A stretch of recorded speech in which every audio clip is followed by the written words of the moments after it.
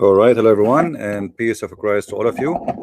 I hope my voice is coming good and clear. Let me know, please, if you have any problem from your side. I'm adjusting my microphone here. uh, Today, our topic is same as yesterday, same as the day before, same as the day before, same as the day before, but every day is a new topic because still, even if it's the same topic, still there's more things to learn. Who is Allah? My Skype is open, and today I decide to have an open challenge to any Muslim to call me. And the challenge is very simple. Who is Allah? Any Muslim knows? You see, one of the funny things about Islam that they give you speeches about Allah. You ask a Muslim who's Allah, he said to you, he's the creator. I'm not asking you what he do. Who is he? He is the one who created you. First of all, there's no proof of that. Secondly, this is not the question. Who is Allah? Not a single Muslim can give you an answer. Muhammad himself never spoke to him, never heard him, never see him, never see him. How you know this guy is exist? Who is Allah? If you want to convert someone to your religion, regardless if it's a cult or a true belief, shouldn't you at least tell him who is the God you are worshiping? Who is this guy? His name is Allah. What the name Allah mean? Didn't know. If you search all the articles Muslims they come with about Allah, you will not find one of them come with any proof of what Allah is about. Actually, I debated many Muslims, and many of them they said to me, nobody knows who's Allah, including high scholars. Dr. Ruhi, the Imam from Azhar, he said he do not know who's Allah. Imam Malik Sar from Tennessee, he do not know who's Allah. Dr. Nabil Bayekli, the head of the Islamic Center of Tennessee, he do not know. All of them, they do not know who's Allah. And they said that to me clearly. If you go with my debate in Dr. Nabil Bayekli, you will see, I think in the video is cut like 2 pieces, 10 minutes each, you know. I think it's number 9 or 10, something like this. He said, first of all, no one knows who is Allah. No one knows who is Allah. Are you sure? So what are you worshiping? All this propaganda and spending money, and you want to convert people to Islam, and Islam is the solution, and Islam is best, but nobody knows who is Allah.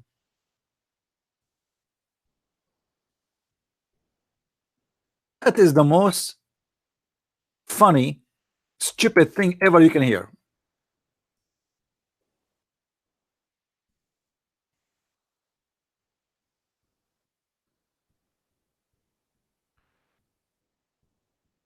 Let me see if I can find you the part where he says that nobody knows who is Allah. I will try. Hold on. When he says talks about days, what's the question? What the question? Yeah. Well, somebody forgot the question, huh?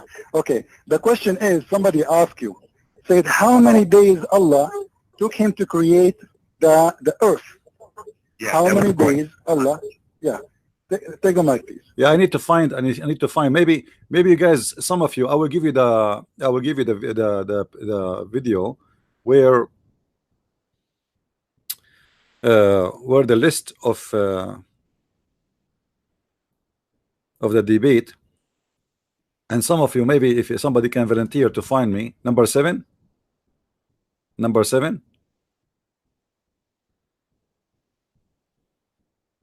Is it number 7? Okay, let me see.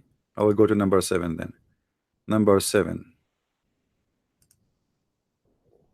This is where that yellow texture is from. Let's see. And I want you all to human blood flowing through the veins. Talking about is not testicle, but seminal fluid. Oh, hold on. Somebody told me that Dr. Rohi is online. He can call me in But did he say he wanna call me?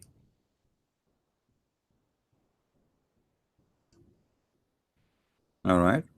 Well, let me open Paltalk then. Hold on, give me a second. Well, maybe Dr. Rohi, he can answer us. Who is Allah? And you will see how the answer will be. Perfect. So give me a second. Let me log in Paltalk.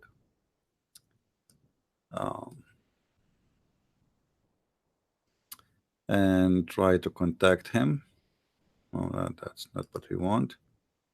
You know what? We did not post even in Facebook that we are on air. Let me post. Hey guys, please share with everybody that we are on air, because there is many people do not know yet that we are here. Let's see.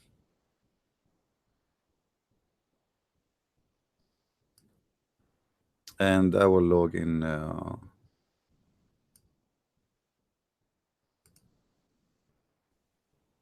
Paltalk in the same time.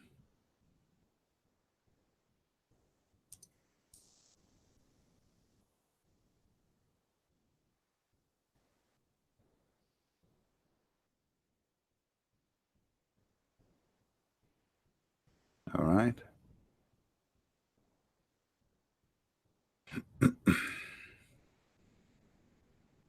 And now we go to Paltalk. There's a guy, he's saying in text in Arabic, Palestine is going to be free one day.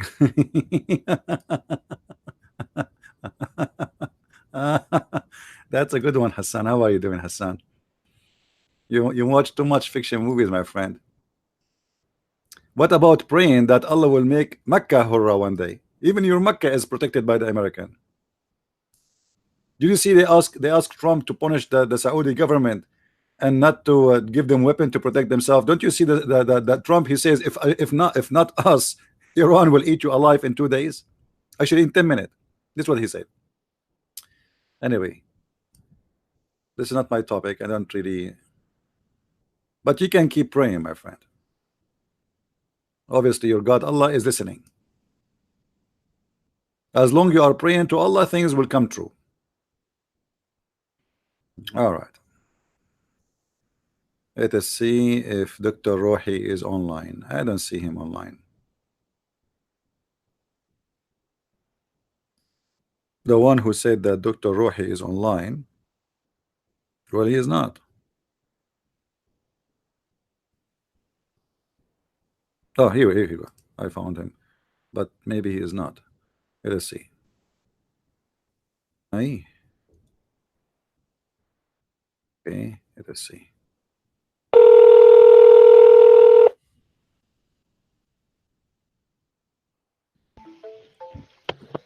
Hello?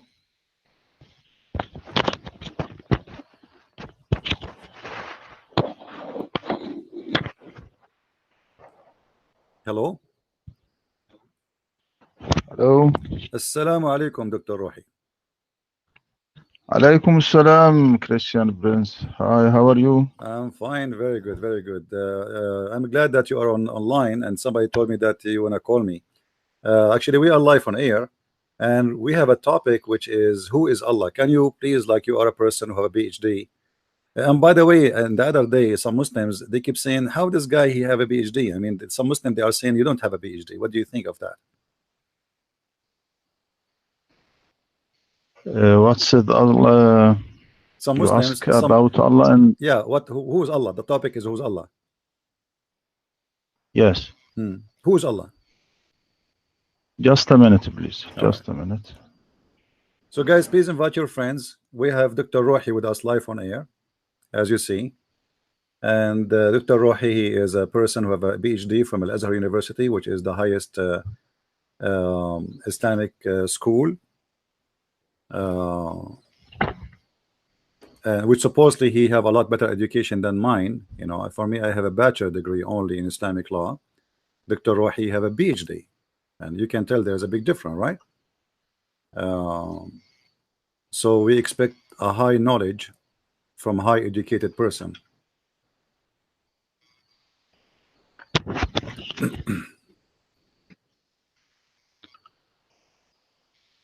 All right, Dr. Rahi, are you there?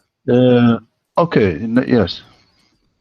I am tired tonight, but my friend told me to debate with you, so I will debate because you are a respect person, and I like to debate with you, my friend.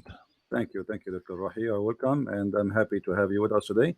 And anytime you feel that you are tired, you need to go, please just say so, and you will be your way to bed. I understand.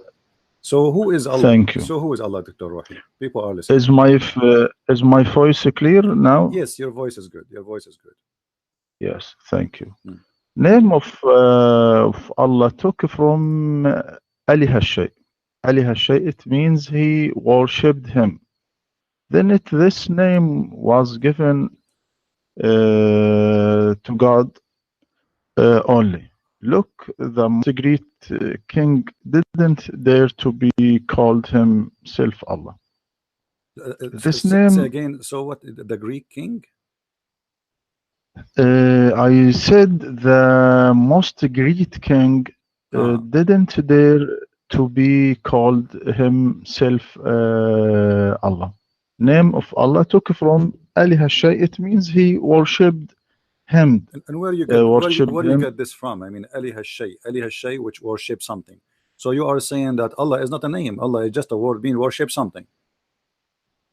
No. This name was known to Arab before Islam, but we don't know the first person who said this name. But we can saying that name of Allah is Arabic translation to for Hebrew's word Elohim, which it means God, and the word Elohim took from verb Allah or Ilya in Hebrew. So okay, so the original of the word Allah, is it Arabic or Hebrew?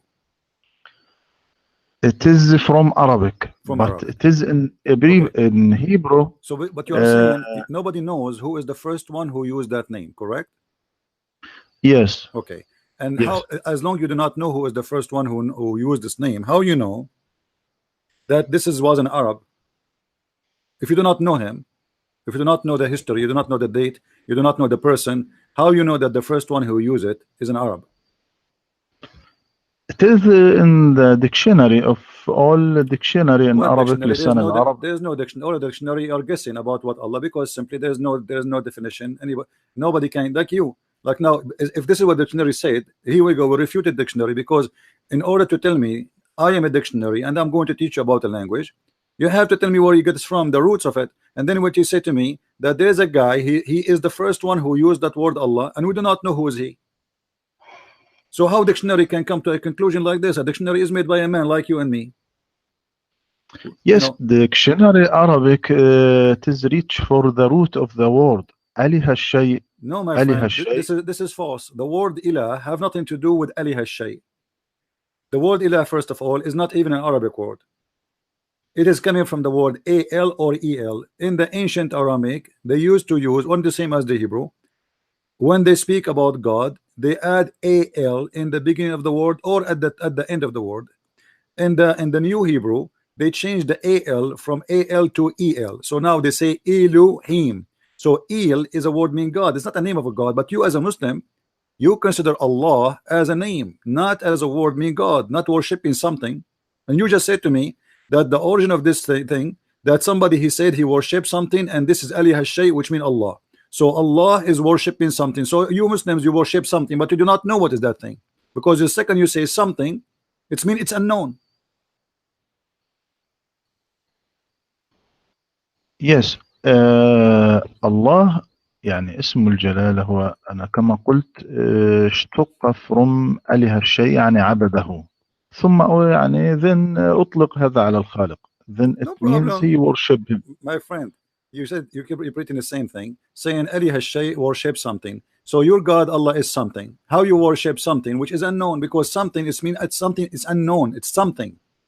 You see, when I say I know what I'm talking about, like even in Arabic, in same in English, You know, in English they put the word the before the name, and that will make it known. In Arabic we add the two letters al, right, and that will make it known, al-ta'rif.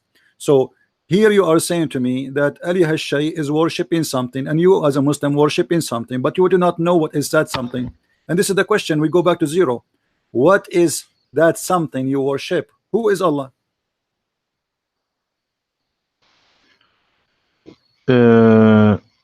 I said I don't know who the first person he called this name Allah, but it is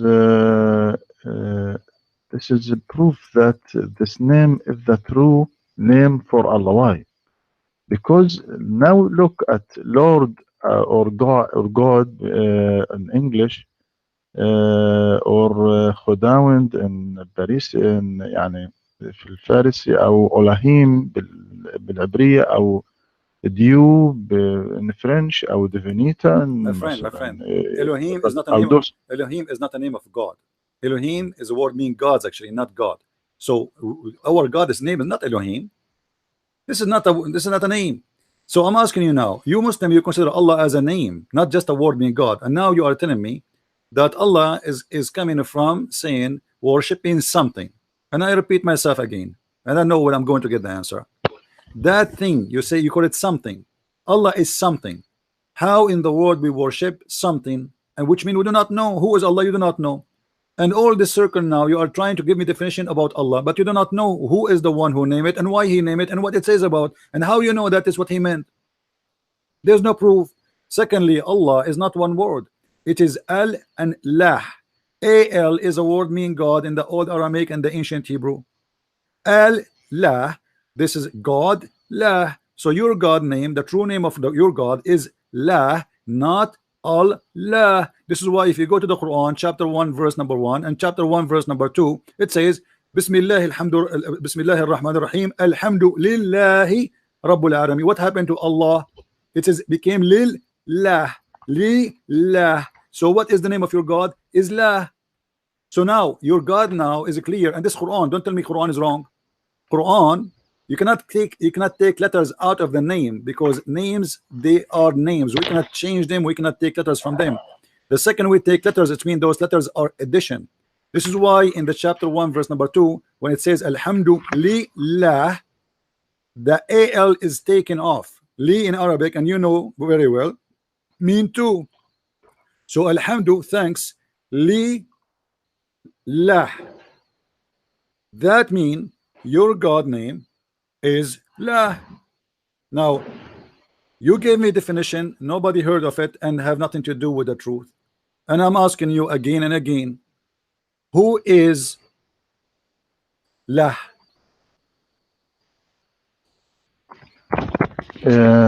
Look, my friend, you have mistake. Why? And this is not al-ta'rif in Allah, but it is just the letter يعني similar with al-ta'rif, such as as in word English, such as جمع، يعني يكون جمع لكنها ليست الجمع. يعني هنا تتشابه التعريف مع الله، لكنها ليست التعريف. هنا الله لا تبدأ بالتعريف، يعني هنا لا تبدأ الألف واللام. So why we take it off? Why we take it off? Thank you. This is what I'm saying. Actually, I am not saying it is a tarif. I am saying that al is a word in the ancient Aramaic and the ancient Hebrew mean God. God. Al is not al-tarif. It's not equal to the in English. So al Yes. is a word mean God. Thank you very much. So al lah, God lah. So your God name is lah, and the al before it mean God. So now God lah. Who is the one who named it lah? You said you do not know. If anyone go right now and search in any website, he will find that in 2 minutes in Google that lah is the name of the moon god. No. Why the lah is the moon god? Yes, hey, this is the truth. You can search right now, Dr. Ruhi. You have a PhD. Can you prove this in the lah is the moon god? Yeah, sure. It is very easy. Here we go. Will take me 2 seconds. Here we go. Here we go. My friend, Even no, if there hold are, on, you know, hold on. You yes, see, yes, people, they have a the Christian, they say there's many names, you know, use, but there's words is equal to God. So there's Yah, there's Yah, and there's Yah, and there's Al, which means God, and there's Allah, and there is etc. All of them is equal to one thing. Either you mean God when you say Al, or you mean the name of the moon god. Here we go. I just, you know, it took me 2 seconds. La is what? La is the moon god, the lunar god. As simple as that. Anyone can go and make a search in 2 seconds, and he will see the answer. It's not like something mysterious. Google there, full of websites. You can search right now. Search for the moon god. What is the moon god? You will see the name of the moon god is La. It's not a secret. So now look, Dr. Rahi. We have a clear proof that La means the moon god, and we prove from chapter 1 verse number 2 that this is the name of your God, Li La. Okay, now still this will not give me even who is your God, because even this is not my question. Let us say, for the sake of argument, it happened that the name of the God of the Muslims is so the same as the moon god, but it is not. Okay, we will let it go.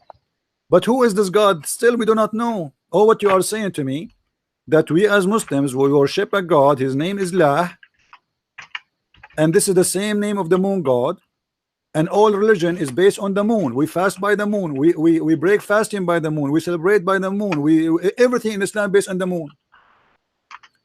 Yet they are not people who worship the moon god. You will say to me, the Quran says don't worship the moon. Yes, we are not talking about worshiping the moon. The moon god is not the moon. There's a God who is the God of the moon. If you remember, Dr. Rohi, do you remember the story where your prophet, he said to his cousin, he said, I don't believe in the Lord of An-Najm. Kafartu bi Rabbi An-Najm, in the chapter of An-Najm. Who said that? The cousin of Muhammad, the one who was married to his daughter. He said to him, Kafartu bi Rabbi An-Najm. Do you remember what's the relation? Okay, who is the Lord of the Najm? Who is the God of the star? Look, my friend, I answer you about the God, the moon god. Even if there is a worship of the moon in the Arabia, what's the matter of Islam in this worship? I'm coming with my proofs, my friend. I'm coming with my proofs. I'm asking you. This is why I'm asking about this. What the cousin of Muhammad? What Muhammad he said to his cousin when he said, I refuse to worship the moon, the God of the stars. Why Muhammad is asking him to worship the God of the stars in the chapter of An-Najm? What's the relationship with the cousin of Muhammad in the Islam? The cousin of Muhammad is not the topic. The cousin of Muhammad, I'm just mentioning to you a topic, like a story in the Quran. I'm not talking about this is what is mentioned in the interpretation for the Quran. Cousin of Muhammad is disbeliever. He worshipped two idols. No problem. But why Muhammad is asking him to worship the God of the star? Look, my friend, Islam is a clear religion calling for the worship of one God. He is the God of the star. He is the God of the star. Yes. Okay. Listen to me, please. The Holy Quran said in chapter 41:37, don't prostrate to the sun or to the moon, but prostrate to Allah who created them. See, I am the one who told you that. I am the one who told you the Quran says don't prostrate to the moon, but we don't. But worshiping, Dr. Rohi, worshiping the God of the moon is not worshiping the moon. You are not answering. A person who worship the God of the moon, he don't worship the moon. So don't prostrate to the moon, prostrate to the God of the moon. Yes, the God of the moon. Who is the God of the moon? Who is the moon? Who is the God of the moon? Allah. The correct? God of the all worlds who created the worlds. No. Okay, the Quran says Okay, can you go with me to the chapter of An-Najm, verse number 1? والنجم إذا هوى والنجم إذا هوى ما ضل صاحبكم وما غوى. The cousin of Muhammad, he said to him, the cousin of Muhammad said to him, قال عتبة ابن أبي لهب كفرت برب النجم. Utbah, the son of Abi Lahab, he said, I am a kafir in the Lord of the Star. The Prophet of Allah, he said to him, aren't you afraid that the dog of Allah will eat you?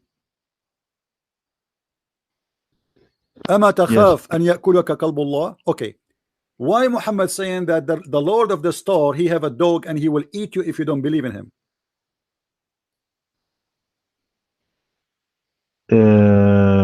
I don't know what is the happen in the cousin of Muhammad and the son. It doesn't matter what happened, my friend, but it doesn't matter.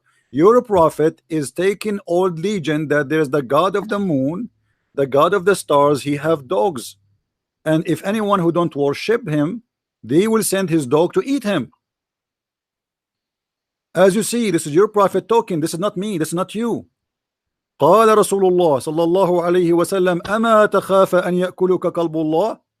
قال فخرج في تجارة إلى اليمن فبينما هم قد عرسوا إذ سمعوا etc. The story. So your prophet confirming again that he worshipped the moon god and the god of the stars, and he is forcing people, scaring people to worship that god. I mean, God is not the god of a star, is the god of the whole world. So why Muhammad is upset from the guy who said to him كفرت برب النجم?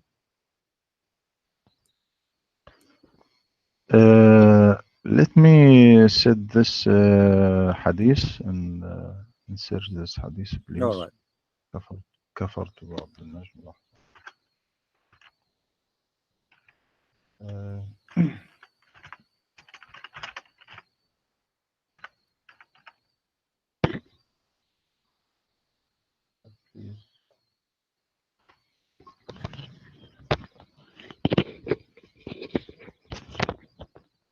in chapter النجم كفرت برب النجم عن عتبة في أنه عن عتبة ابن أبي لهب حين قال إني كفرت برب النجم إذا هوى فقال النبي اللهم سلط عليه كلبك فأخذه الأسد في طريق الشام. I don't know what is the problem with this. The problem, your prophet is teaching the same as those who worship gods, who they are gods of the stars. They have dogs, they have animals, and if you don't worship them, they will send their animals to eat you. So it's not a coincidence that it's happened that your God, his name is Lah, which is the moon god. Your God have a dog. I mean, why God have a dog? Can you tell me, Dr. Rohi? Was your prophet exaggerating and lying about God having a dog, or he mean it? رب النجم هو الله رب الأكوان رب العالمين. يعني it is the رب العالمين, Lord of the world, Lord of the universe, okay, Lord I mean, of all beings. Dr. Rohi, wake up with me. Listen, Allah is your God. His name is Lah. You said he is not the moon god. No problem. Why, if a person he says I am a kafir in the Lord of the Star, Muhammad, he get upset and he says to him, aren't you afraid that Allah will send you his dog to eat you? What that have to do with any true belief and any true prophet? Do you really believe that if I don't believe in Allah, Allah will send his dog to eat me? And why he is not sending his dogs to eat me? And why he have a dog? Is that because he is the moon god and the moon god have a dog? No, not a moon god. So who is this god who have a dog? Explain to us, who is this god who have a dog? I thought dogs in Islam are dirty, they are najis. No. Dog is meaning of the lion, not mean dog. So your prophet, he said dog, he mean lion? I mean, how come? Come on, Dr. Rohi. When I say dog, I mean dog. The dog is a dog. He can say, Muhammad did not say, aren't you afraid the lion will eat you? He did not say that. He said, aren't you afraid the dog of Allah will eat you? And let us go with you. Why Allah have a lion? Allah will send his lion to eat me?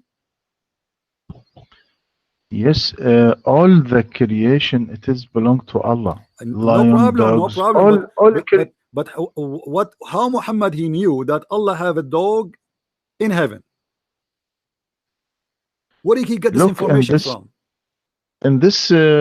look I read from the tafsir.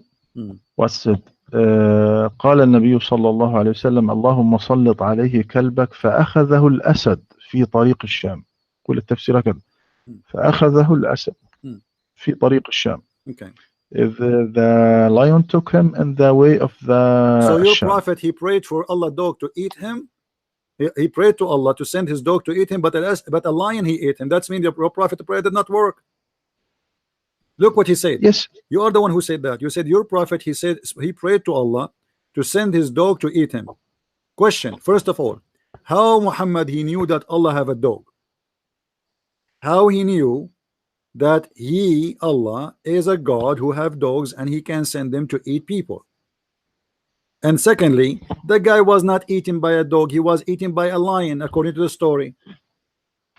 So the prayer of your prophet did not work, because he did not say Allah sent him a lion to eat him. He said send him a dog to eat him. All creation belongs to Allah. Created My friend, beings. okay. You see, you are not listening. Okay, let us go back to zero. Who is Allah? Don't give me name now. Forget about the name. Obviously, the name you just admitted that Allah is a word, means worship means something. So the name will lead us to nothing. And you said the first one who used that name, nobody knows who is he. Thank you very much. Now, who is Allah? Allah is Lord of the worlds. But this is not Lords an answer. Anyone, all those who have religion, they believe their God is the Lord of the world. Who is Allah? Do you know who is Allah? You do not know. So you are making us giving us a definition that he is the Lord of the world, but there's no proof that he is. And do you know that how you know he is the Lord of the world? Because he said, I am the Lord of how the you know world. he said? How you know he said? Muhammad he never. In the first chapter in Quran, Alhamdulillah Rabbil Alameen. Well, thank you very much. The first chapter in the Quran proved that Allah cannot be Lord, because how Allah he say thanks to Allah? Yes, the one of the greatest attribute of the Quran than other books that he focus on Rabbil Alameen, Lord my friend, Dr. Rohi, if you are talking, you are making a speech. Let us say I invited you to our church, and you say, starting introducing yourself, you say, first of all, I want to thank Dr. Rohi for coming, but you are Dr. Rohi. So how Allah he says in the name of Allah, the most gracious, most merciful, when he is Allah, in the name of Allah? You see, I say in the name of the president or the king or the name of God, for I am not God. This is why I say in the name of the God. But Allah himself, he say in the name of Allah. Obviously he is not the one is talking here. He cannot be Allah. This is the author of the Quran fabricating stories, speaking as he is, speaking in the name of God, but he forgot to switch the personality. So in the name of Allah, the most gracious, praise be to Allah. Allah saying praise be to Allah. And then he says Allah most gracious, most merciful. He just said that already here. Why he's repeating himself? And then he says show us the straight way. Allah is saying show us the straight way. How Allah he say that? This is obviously a prayer made by Muhammad, put it in the Quran, and you Muslims took it and you claim that this is coming from Allah. But until now you do not tell me who is Allah. Or what you are saying to me, he is the Lord of the world, but nobody knows who's this guy. Did your prophet spoke to Allah? Did he speak to Allah? No. Did he see Allah? No. Have you ever heard his voice? No. So where this is all coming from? There's no proof. The man who gave you the message, he never heard Allah, he never saw Allah, he never witnessed to Allah. So how we will know that there is a God, his name is Allah? And when I asked you what Allah is, you said to me there's an Arab guy exist long time before, and he said worship something, and that is Allah. This is what Allah is for you. Worship something. Thank you. So you Muslim worship something. Nice to meet you. So who's Allah? Nothing. All what we get from you, Dr. Rohi, with my respect to you, that you Muslim do not know who's Allah. No. Allah is sent a book to us, and He proved that He is How he sent proved? the book. How he proved? How he proved? By saying Proved that He said, man have a sperm coming from the backbone. Is that a proof? By saying that sperm coming from the ribs of the women. Have you ever heard of a woman have a sperm and the sperm coming from her ribs? yes, it is. What do you mean yes? What yes? Women have a sperm? Yes. Where do you get it from? What do you get from that women they have a sperm and their sperm is coming from their ribs? Look, now Allah said فلينظر الإنسان مما خلق من ماء دافق يخرج من بين الصلب والترائب إنه على رجعه لقادر يوم تبلى السرائر فما له من قوة ولا ناصر. Right. What's this mean? Okay. So I translate this this verse. The slave man observed Hello? ejected, emerging from between the backbone and the ribs. Right. Indeed, Allah is to return him to life, is able. The day when secrets will be put on trail, then man will have no power or any helper. This is now look at this verse. You are said that the semen coming from backbone and the ribs, but coming from testes. So it is a mistake. It is a mistake. The verse not talking about the semen, but talking about the human, because the speech from the first was about the beginning of the human creation. The end of this world, then return the man you to are reading life the once interpretation again. of who, Dr. Rohi? When we speak about something, please give me a reference. All the reference speak that the gushing fluid is the sperm of the man and the sperm of the women. Do you agree or no? All the interpretation says that. No. Okay, give me interpretation you are reading. يعود ضمير يخرج من بين الصلب والترائب إلى الإنسان ولا يعود إلى الماء الدافق. Okay. Who is the one agree with you, my friend? Who is the interpretation you are reading for me from? Is that Ibn Kathir? Is that Al-Qurtubi? Is that Al-Jalalain? I have them all in front of me and they are saying the opposite from what you are saying. The ma'un dafiq, it's a gushing fluid, and we can explain it from the hadith. Do you want me to show you that your prophet he explained that verse? Yes, so the verb أنا قلت the verb coming from ascribe to the man and don't ascribe to the semen. Why? So what is the meaning of coming from between the backbone and the ribs? The meaning of the first in Holy Quran يخرج من بين الصلب والترائب, emerging from between the backbone and the ribs, is long immigration beginning my when friend, let us make it short. Give me one interpretation agree with you. Ibn Abbas said that. Okay, Ibn Abbas, here we go. Let us go to Ibn Abbas, my friend. Let us go to Ibn Abbas. Here we go. It's in front of us, no problem. It issued between the lions of the man and the ribs of the women. What is that? Let us go to verse number 6. Ibn Abbas is in front of me. Allah then explained, saying he is created from gushing fluid into the womb of the women. Here we go. This is Ibn Abbas, your choice. So it's a gushing fluid go inside the womb of the women. What is the gushing fluid coming from the man going inside the womb of the women? You said something to me different from what it says in front of me. You said totally different story. You said it's not about sperm, and obviously it's about sperm. It's about a gushing fluid. It's not just a normal fluid, it's a gushing fluid, and obviously this is when a man have orgasm. So it's a gushing fluid go into the womb of the women, and then in verse number 7 confirm that women have a fluid too, and that fluid is coming from her ribs. So this is Ibn Abbas, your choice, proving you wrong. What you say?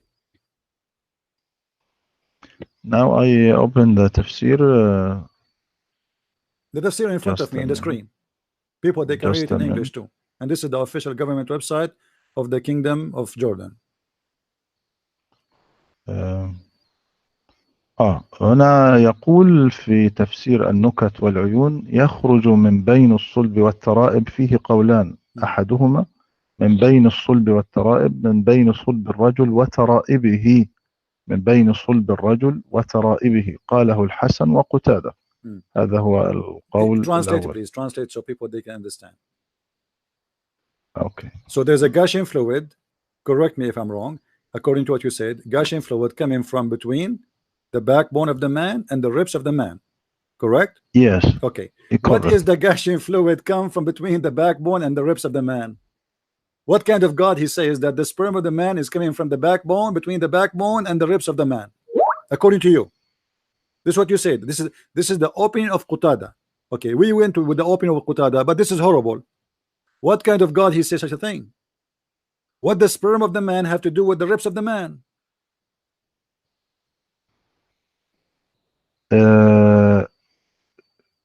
Look, I said the semen not coming from backbone and the ribs, but coming from testis. Okay. Where it says that? Where it says that? The Quran says the opposite, my friend. It says يخرج من بين الصلب والترائب. Let us analyze the words. What is a sulb? Is the backbone, correct? A sulb is the backbone. Yes, الصلب هو الظهر أو backbone. All right. So a sulb. Let us get conclusion now. A sulb here is the backbone. الترائب is the ribs of the women. Is that correct? Now I said to in Arabic, then I translate the verse, okay, the chapter. Okay. الحديث في الآيات السابقة عن بدء خلق الإنسان ثم إرجاعه حيا، الضمير له عندما قال فما له من قوة ولا ناصر لا يستقيم إذا أرجعناه إلى الماء الدافق، إنما إلى الإنسان. كلمة على رجعه إنه على رجعه لقادر تعود إلى الإنسان. الإرجاع يعني يعود الإنسان إلى حيا للحساب، لأن الله يقول يوم تبلى السرائر فما له من قوة ولا نصر. إذن الآيات فلينظر الإنسان مما خلق من ماء دافق يخرج من بين الصلب والترائب لا تعود على المني، لأنه قال بعدها أنه على رجعه لقادر. You are not giving me proof. I ask you, where is the proof? You said Ibn Abbas. Ibn Abbas say the opposite. Give me a proof. Until now, what you are saying to me, you are just going around in a circle. You are saying nothing to me. And let me show you what your prophet said. Your prophet said that the women have a gushing fluid too. When a woman, her name Salim, she came to Muhammad and said to him that she saw a wetted dream. She was horny at night and she have orgasm, and she came to the prophet and she said to him, should I wash? I saw a wetted dream. The wife of Muhammad, Salama, Zainab, she said to Muhammad, do women have sorry Salama, she said, do women have sperm, the discharge? He said yes, otherwise how the baby resemble the mother? So your prophet claim that women, they have a sexual fluid, and because of that the baby resembled the mother. So you are saying to me you have God, and the God he proved himself in the Quran, and Muhammad is the proof, and whatever Muhammad he say is true. And here we go, Muhammad he claimed that there is a sexual fluid coming out of the women, and this is this charge of the women, and because of this charge the baby resembled the mother. Is that accurate, my friend?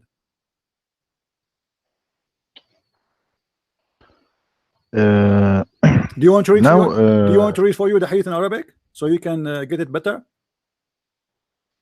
قالت يا رسول الله إن الله لا يستحي من الحق هل على المرأة غسل إذا احتلمت؟ قال نعم إذا رأت الماء فضحكت أم سلمة فقالت أتحترم المرأة؟ فقال النبي صلى الله عليه وسلم فبما شبه الولد. So your prophet confirmed what is written in the Quran, that women, they have sexual fluid, it is gushing out, discharge, and even Muhammad in different hadith he described it as yellow and thin, and the water of the man as thick and white. So why are you going around in a circle saying the Quran doesn't say that, when your prophet he confirmed that? Are you saying your prophet getting the information wrong and he's wrong? I don't know if this hadith is correct or my not. friend, this is Sahih Bukhari and this is Sahih hadith. Dr. Rohi, yes, but Dr. Rohi, be careful. You are a person who have a PhD. Last time you said to me this hadith is weak. You went 2 weeks after you came back and you said to me it was correct. Correct? You remember? And you know, I will not say to you it is correct unless it's correct. And you know that.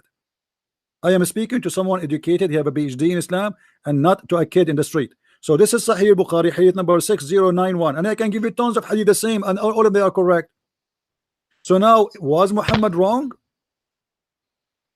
No, not wrong. What? Okay. But I said, what's the real meaning of this hadith? Not the meaning is so clear. The meaning is so clear. Muhammad is saying why women, how the baby resemble the mother, because simply the women, she have orgasm, and that is the water coming out of her vagina, as simple as that.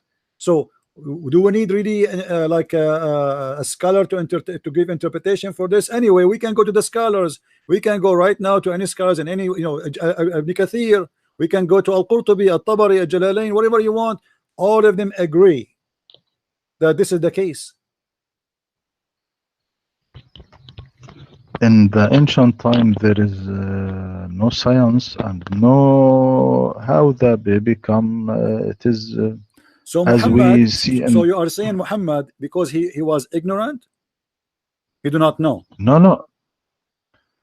Look, now when I said, now when the Bible said, now look at the stage of fetal creation in the Bible in Job. Hast thou not poured me out as milk and curdled me like cheese? What does thou last clothest me with the skin and the flesh, and hast fancied me with your prophet he copied that, skin. and your prophet he copied that, he put it in the Quran, but because he is copying, he is not the original author, he make it messed up, and this has have nothing to do with our topic.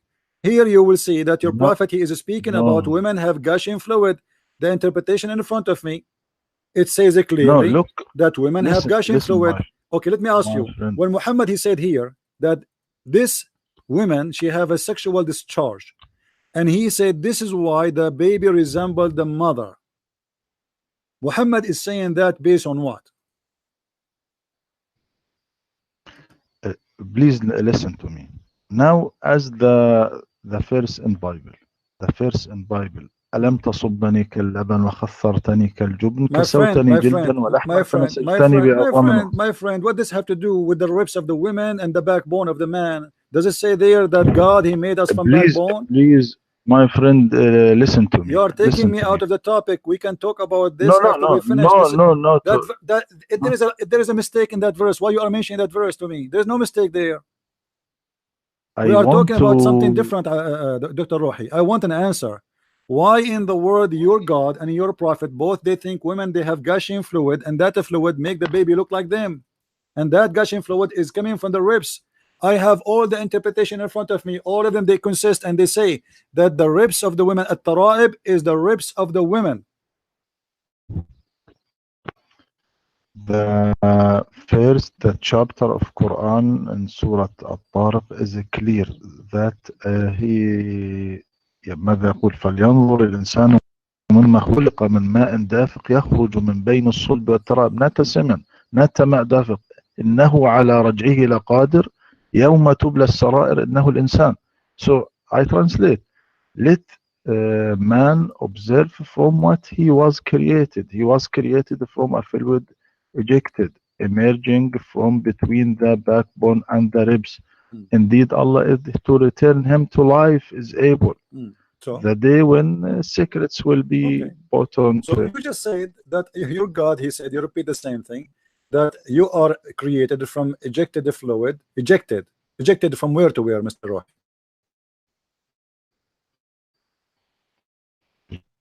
ejected from where?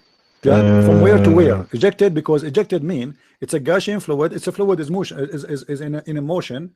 It's moving non-stop. So it's a Gaussian fluid, which means it's moving fast from point A to point B. Where this Gaussian fluid moving from where to where? the first is talking about man, not talking about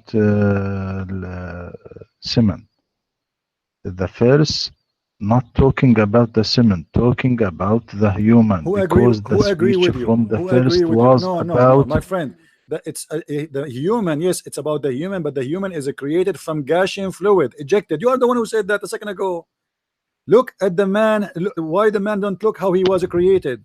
He was created from Gaussian fluid. From what? Gaussian fluid ejected. Okay. What is the Gaussian fluid ejected, which is the man created with?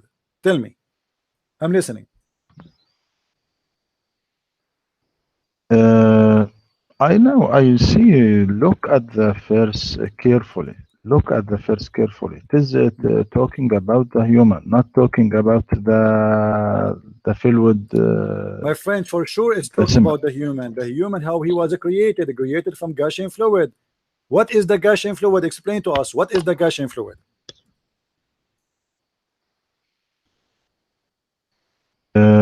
يخرج.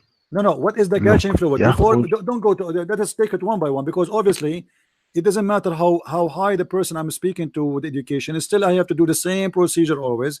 We have to move step by step, slowly. What is the Gaussian fluid we are talking about? It's fluid and it's Gaussian. What is that Gaussian fluid? Okay, look, I will make a start now and return. Please All wait right, me, please. no problem. Take care. Okay.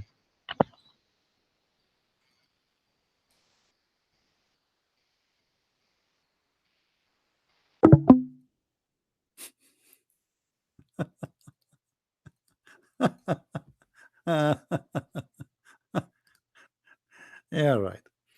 Yeah. You see, it doesn't matter. You speak to a kid, you speak to an adult, it's the same. It's the same. You speak to a person who have a PhD or a person who have high school, it's the same. They will not say, they will not answer, they will not give an answer. So who is Allah? We learned today from somebody who have a PhD that where Allah is something. I mean, thank you very much.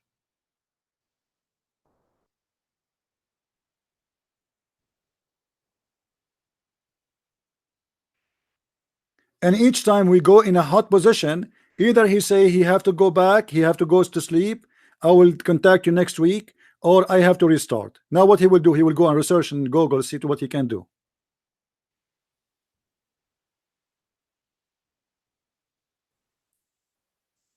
Who's next?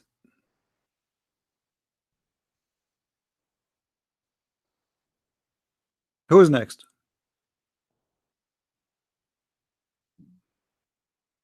And I mean, by the way, speaking to Muslims is very frustrating, because you know that they are playing games.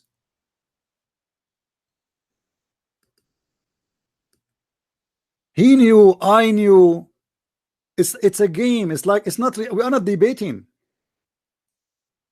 Honest to God, we are not debating. There's no debate in this debate. It is a game. How I can cover up. This is what he is doing. How I can cover up the problem. The question is even not about this. We're trying to find out who's Allah. They do not know. Who is Allah? Allah, he said he is the Lord of the world. Oh, this is what it says in the Lord of the Ring too.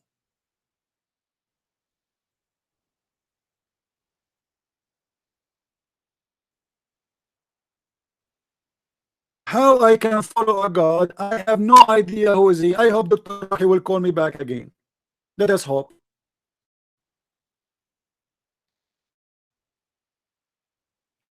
He will contact some of his sheikh in Al-Azhar University. Says what you will say to this guy now.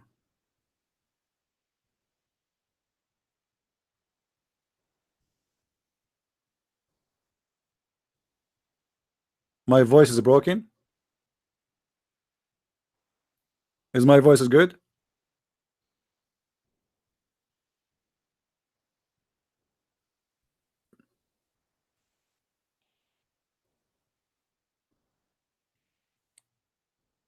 Do we have any Muslim? As you see in front of you, Muhammad, he described that the water of the women is thin. Muhammad is expert. Muhammad is expert in sex. What I can say, I mean, this guy, he slept with a lot of women.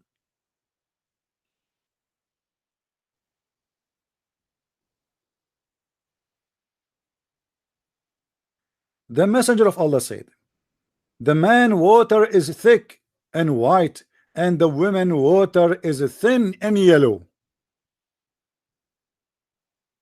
By the way, women, why you have a water it is yellow? I mean, can't you use filter? Obviously it's not clean. What a joke.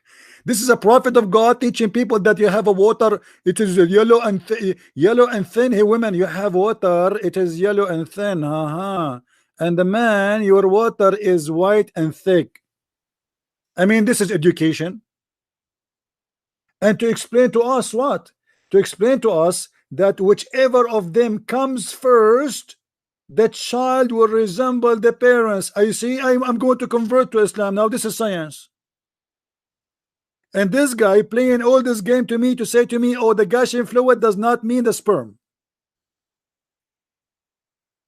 And now, by this is a prophet, we know how each one of you, what happened in the bedroom of his mother. If you are a boy, well, obviously it was your father who have orgasm first. Sorry to tell you, this is what happened. We know it now. This is what happened between my mother and my father. Obviously, my father, he have orgasm first, so the baby was the boy. If your mother have orgasm first, the baby will be a girl. This is very scientific, and this here we go. We prove that Muhammad is obviously is the best prophet, and he is Dr. Muhammad. And now we knew why Muslim they worship a God. His name is something. I mean, did you hear him saying we worship a God? His name worship something. Did you hear it? Their God, Allah mean worship something.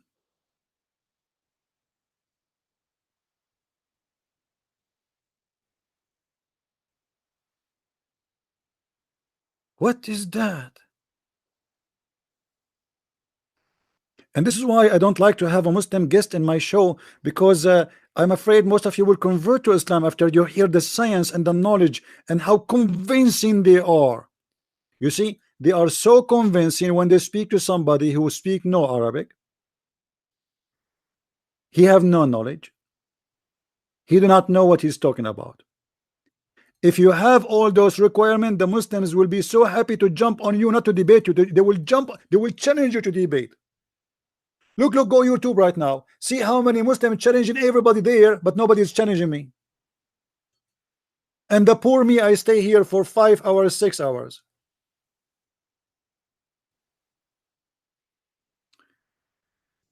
Let us call Dr. Rohi again.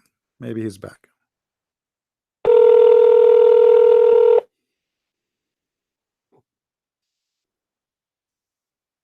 Hello? Hello?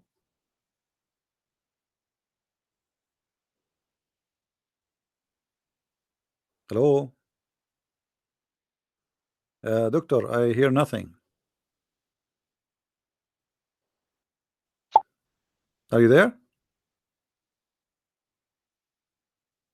Dr. Rohi, are you there? I don't know. He answered, but he is not answering. Do you hear me, Dr. Rohi? Yeah. All right. So, Dr. Rohi, what is the conclusion now? When you're a prophet, he said that the gushing fluid, this is the water of the women. Do you agree with him or you don't agree with him?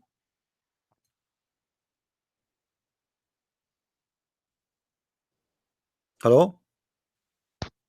Hello, do you hear me? Yes, do you hear me now? I do.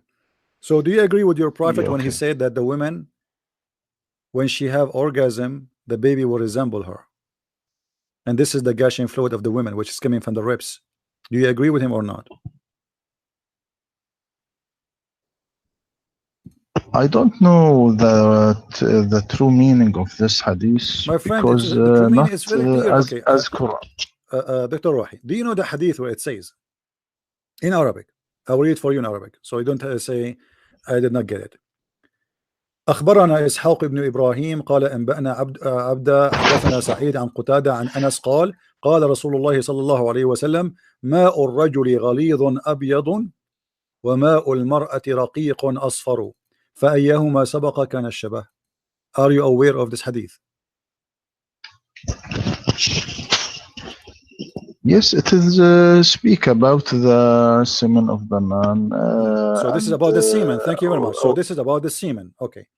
But do you agree semen and that if the women have orgasm first, the baby will be a girl?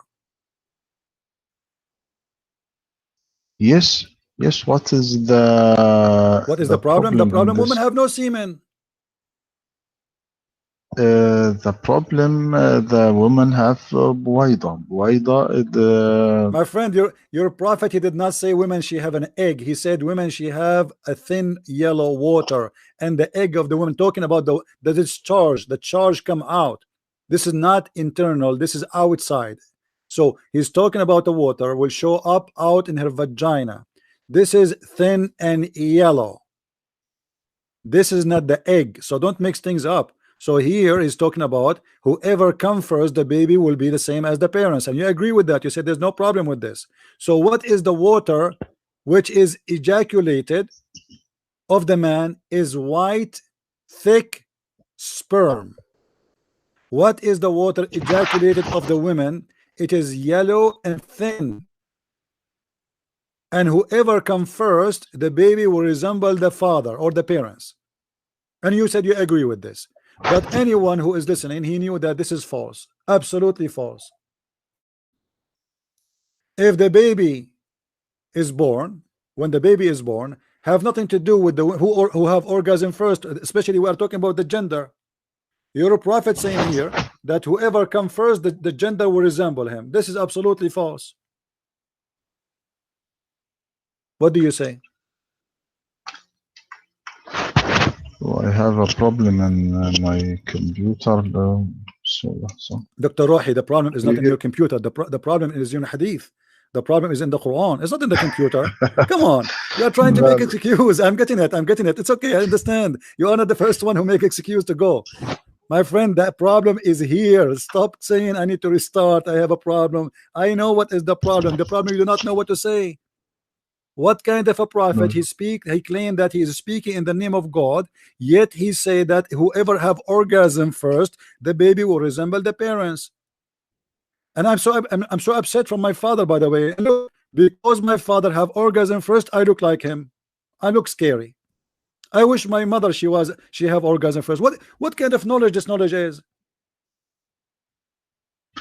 Now we talk about the verse of the Quran, يخرج من بين الصلب والترائب. Then later we talk about this hadith. We are talking about it. We did not get out. We are not getting out. We are showing you what your prophet he explained that how the baby is created. The baby created by a fluid of the women and the fluid of the man. When your prophet he said, whoever come first what? Come with the fluid. What is the fluid? He described the fluid. He said the man fluid is thick and white, and the women fluid is thin and yellow. So we are in the same verse, the same topic. Let me explain this, please. Then we discuss this hadith. No problem. Okay. Go ahead. Okay. Thank you. Now. يخرج من بين الصلب والترائب. What's this mean? Emerging from between the backbone and the ribs. It is mean that long immigration beginning when the gentle seals appearance in the male and the female from the beginning of backbone and the beginning of ribs. Okay. Then ovary migrates to the pelvis beside the womb, and the testis migrates to the scrotum at the moment the human turns into sperm and migrates to ovum after Dr. Rohi, is that Islamic explanation? And Is that Islamic explanation, or is this a science explanation? Give me the Islamic explanation. Do you want us to? You want me to read for you Ibn Kathir? You are not giving it. You are not going to the Ibn topic. Kathir this? How Ibn Kathir? What do you mean how Ibn Kathir? Are you saying to me, Dr. Rohi, that because you have a PhD from Azhar University, you know more than Ibn Kathir?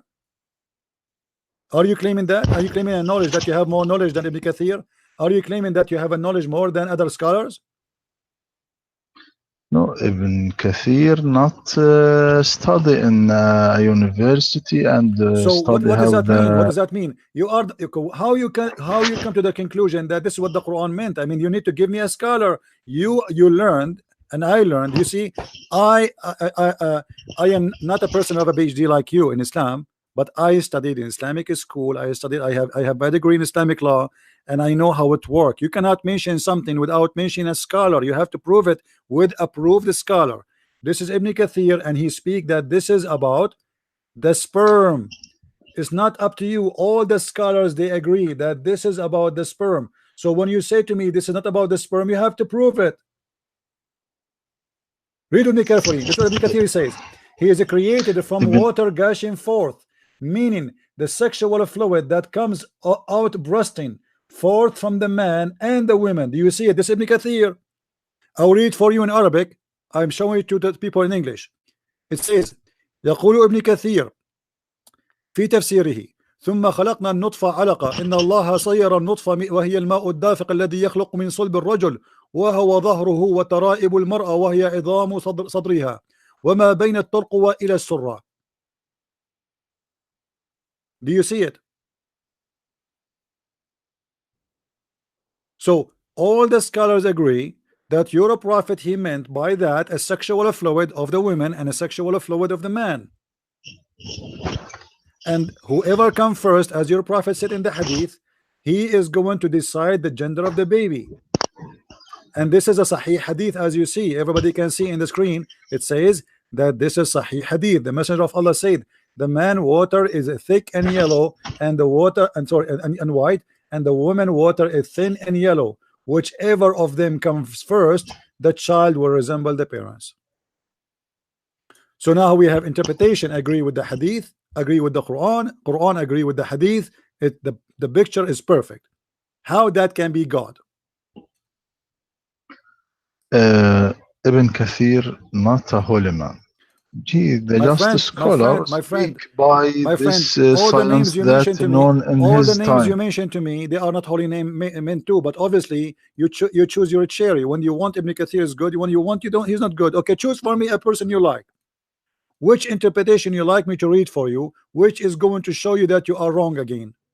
Can you choose for me? Which interpretation? Jalalain?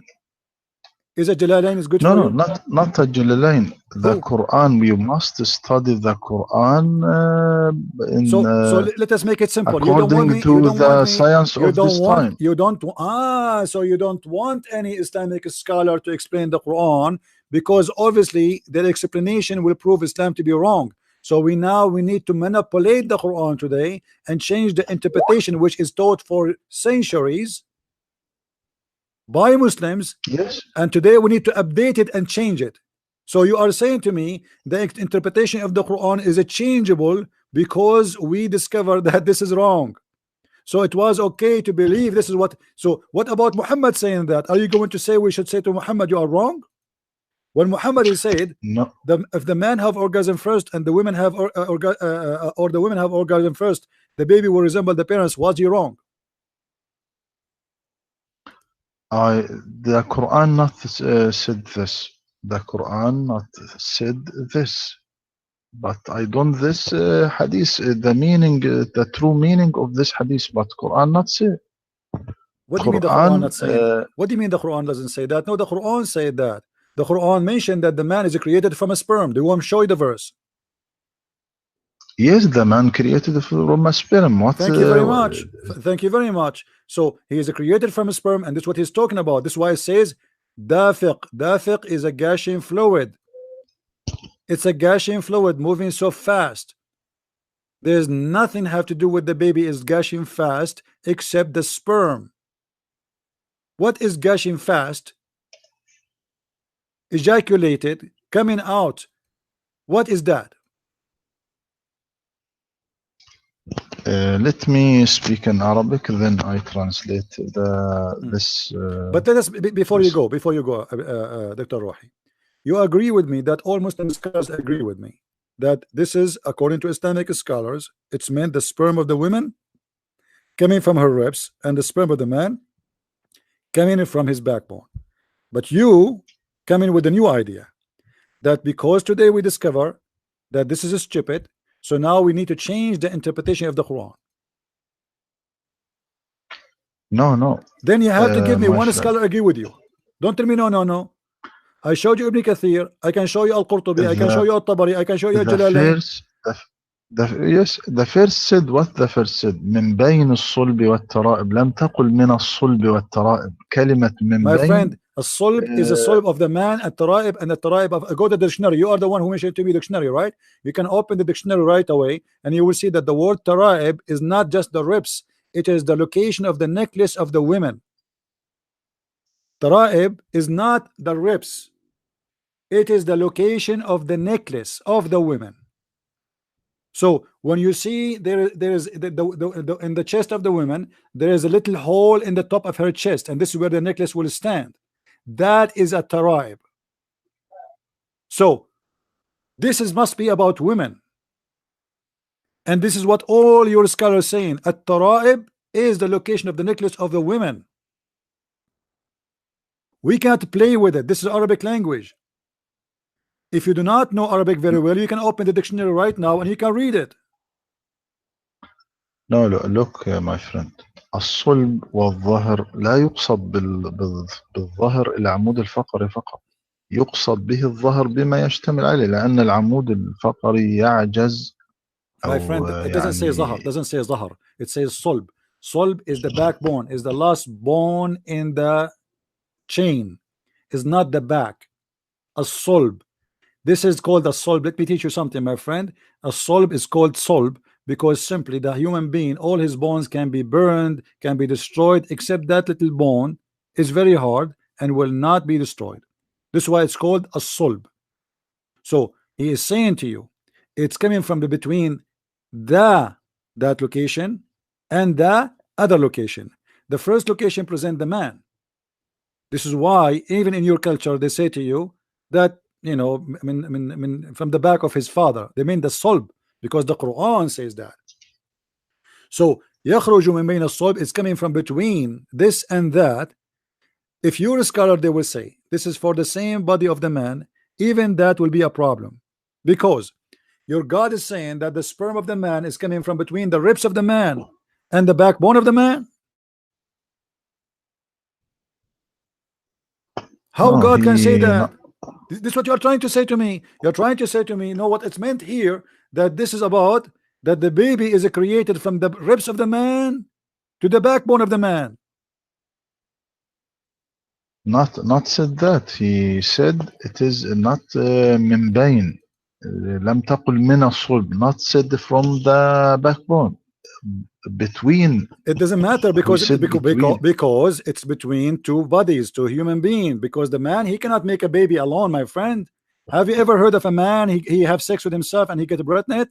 So it is between يخرج من بين what? الصلب of the man and the taraib of the women, the backbone of the man and the ribs of the women. So this is why it says يخرج من بين. Obviously you Muslims speak Arabic, but you don't want to learn Arabic. Min bain cannot be for the man only, because the man alone cannot have babies. Yes, now said to the look at the in the تفسير البحر المديد يخرج من بين صلب الرجل وترائبه وصلب المرأة وترائبها. Thank you very much. So look guys, finally you get me something useful now. Dr. Rohi said he chose different interpretation. He says it's coming from between the ribs of the man and the backbone of the man, and the ribs of the women and the backbone of the women. Okay, what comes from the ribs of the women and the backbone of the women? Gushing fluid. Is the egg of the women gushing fluid? Is it a fluid? Is the women egg a fluid? Women, they make one egg. They are not a chicken. It's one egg. It's not a fluid. Fluid is a billions of drops of liquid.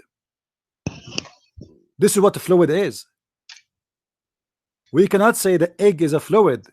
It is a single egg. Women don't have many eggs. They are not a fish. If somebody says to you that women are fish and they have a fluid of eggs, that is different story. It is one egg and it is not a fluid, and you are the one who repeat the fluid over and over and over.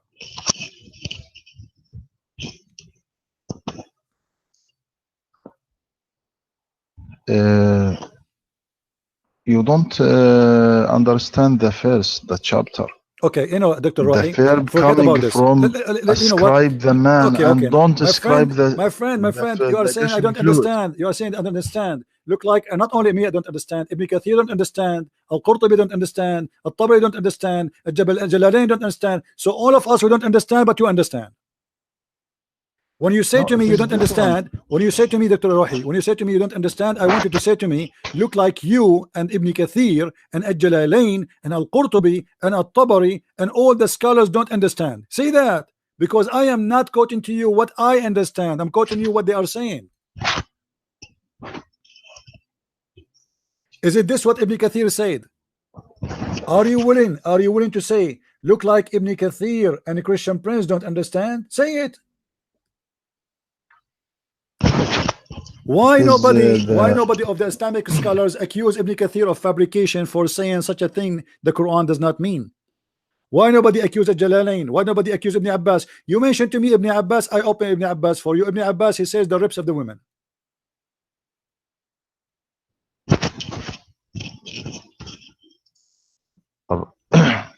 So listen to me. Let us jump. You see, look like we will not reach agreement in this part. Prove to me still we go back to zero. Let us go back to zero. Prove to me in any way that there is a God, his name is Allah, and who is he? Until now you get me nothing. All what we got is proving that Islam cannot be from the true God because it's giving false information. Allah, he said about himself, I can say about myself, I can say I'm God. You can say that too. But I can say I am the creator of the world. You can say that too, but you have to prove it. What is the proof that Allah is God? There's no proof. As you see, he say things that doesn't make sense. Give me one thing, your God Allah, he said it makes sense. Just one. What proof you want? Anything. Proof. Okay, you worship a God, you told me his name is something. We worship something. Thank you very much. So prove to me that this something you worship is exist. How Allah can prove himself to you that he exists? What he did? Muhammad, he have no miracles. The Arab, they keep asking him, why you don't do miracles? How come you don't have miracles? Isn't it true that when the Arab, they ask Muhammad for a miracle, Allah, he send a verse from Muhammad saying wait and tell them to wait and wait with them? You don't read a wicked and adulterous generation seek after a sign. جيل شرير يطلب آية. My friend, they are asking because he don't have any, but Jesus, he keep making miracles. All the life of Jesus from the beginning to the end is a miracle. Even his birth is a miracle. Here we have a prophet. People, they keep asking him to do miracles because he have none. But Chapter 10, Dr. Rohi, chapter 10, verse number 20. What it says? They say, why his Lord don't send miracles on him? They are not asking him to do miracle. They are saying, how come this is he claimed to be a prophet, but yet he don't have any miracle? Why his Lord don't send a miracle to him? What he said? He said to them, wait and I will wait with you. What kind of God he said that to them? They say, why is not sign? Listen, Dr. Rohi, read with me carefully. Why is not sign sent down to him from his Lord? Say, who is talking now? Allah. The unseen is only for Allah.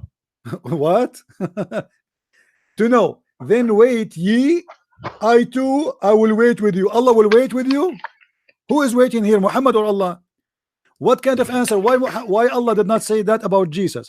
Why Jesus, he wake the man, he resurrect people from death, he make the blind see, he walk in the water, he created from the mud a bird, he healed the lepers, he healed the disease, he tell you what you had in your houses, and then the people are just waiting for one miracle from Muhammad. And what Allah, he said to him, wait, and I will wait with you. And we are still waiting.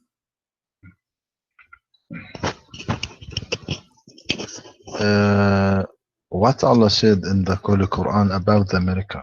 What he said? He said in chapter Al-Isra 59, وَمَا مَنَعَنَا أَن نُرْسِلَ بِالْآيَاتِ إِلَّا أَن كَذَّبَ بِهَا الْأَوَّلُونَ. Thank you very much. وَأَتَيْنَا ثَمُودَ النَّاقَةَ مُبْصِرَةً فَظَلَمُوا بِهَا وَمَا نُرْسِلُ بِالْآيَاتِ إِلَّا تَخْوِيفًا. Nothing prevents us from sending miracles, sign, except that the ancient called them lies. Dr. Rohi, I am going to hire you to be the best man for the year in Islamic studies. Dr. Rohi chose for us a verse from the Quran saying, look what Allah said about making miracle. We refrain from sending signs. So Allah, he refrained from sending signs. Take a note. So you agree that Allah refrained from sending signs? Do you agree with Allah that he really refrained? Is Allah here telling the truth or he is lying? Is Allah he tell the truth? Okay, so so you agree that he refrained from sending signs. So how he say I refrain from sending signs when you Muslim you say the Quran itself is a miracle? By saying I refrain from sending sign, he made a miracle.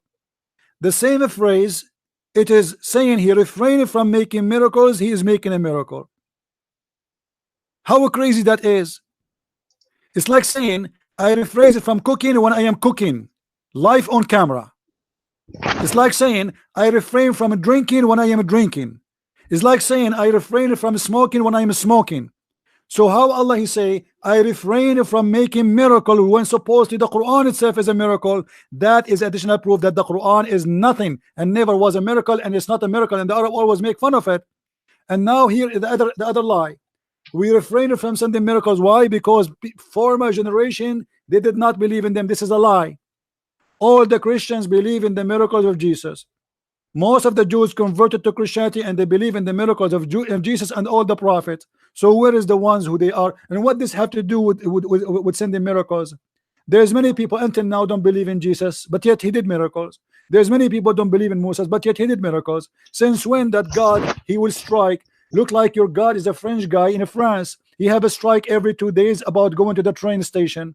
Why? Because you don't believe in my miracle. This is not an answer of God, because simply he have no miracles and he have to make an excuse why he is not making miracles. People waiting for Muhammad to do one.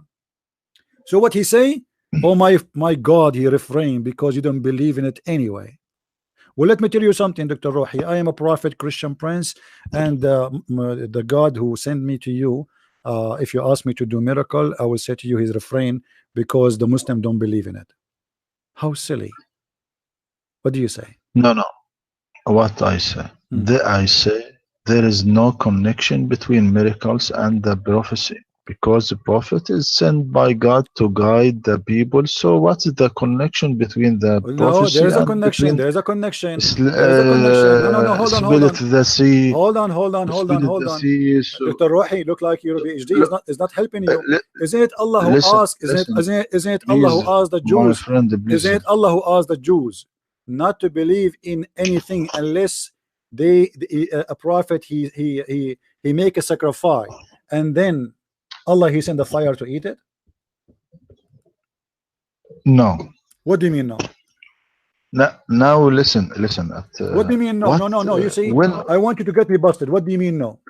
Please listen to me. No, I'm listening. What do you mean no? I want you to get me busted. I want to know what is the name of the teacher who gave you PhD, because obviously your school, the Azhar University, have nothing to do with knowledge.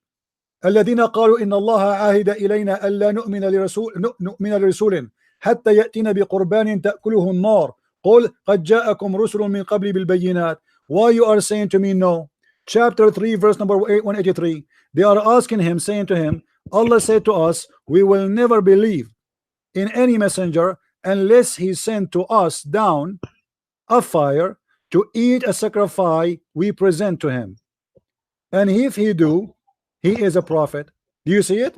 Why you are saying to me no? They said Allah took our promise. So Allah took what? Our promise. There's a covenant between Allah and those people not to believe in any messenger unless he showed us a sacrifice consumed by the fire from heaven. Say, there come to you messengers before me with the clear signs, and even with that you ask for. Then why you slay them if you speak the truth? So here I go. You said it's not required for a prophet to have a miracle, but your God, he made a covenant with the people saying don't believe in anyone, otherwise he might be a liar, unless he make a sacrifice, and then I send a fire from the sky and is going to eat it. And this is what happened with the children of Adam. Is that correct? Cain and Abel. Do you remember? Yes. Okay. And this is happened again. And this again happened with who? This is again happened with who? Happened again with Abraham. Is that correct? No, no. What do you mean no, no? Look at didn't this. Allah didn't Allah he sent the fire and ate the ram? No. What do you mean look no? Do you want to show it to you? Quran, what do you mean no? What the Holy Quran said? No? What the Holy Dr. Rohi, Quran said? don't drive me crazy. When you say to me no, you are forcing me to show everybody that you are not in the truth. Did Allah send a fire to eat the ram, which is Allah himself he provided to Abraham? Yes or no? Is the Quran said this? What are you talking about? So you are saying that this is not true? Yes. Okay, hold on. Yes. Okay, hold on.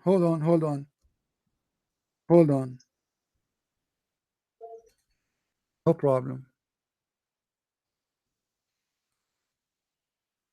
وَفَدَيْنَاهُ بِذَبْحٍ عَظِيمٍ. Chapter 37 verse 107. What happened to that ram which Allah he sent down to Abraham?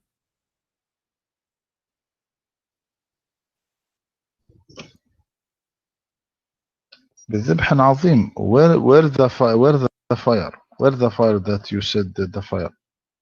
So you have no idea about where the fire is coming from. You never heard of this before. Let me read the let make it clear. I want you to say I never heard of a fire came down from the sky and ate the sacrifice of Allah. I want you to say that. Say it. Yes. You never heard that before. I want to read the ayah. الذين قالوا إن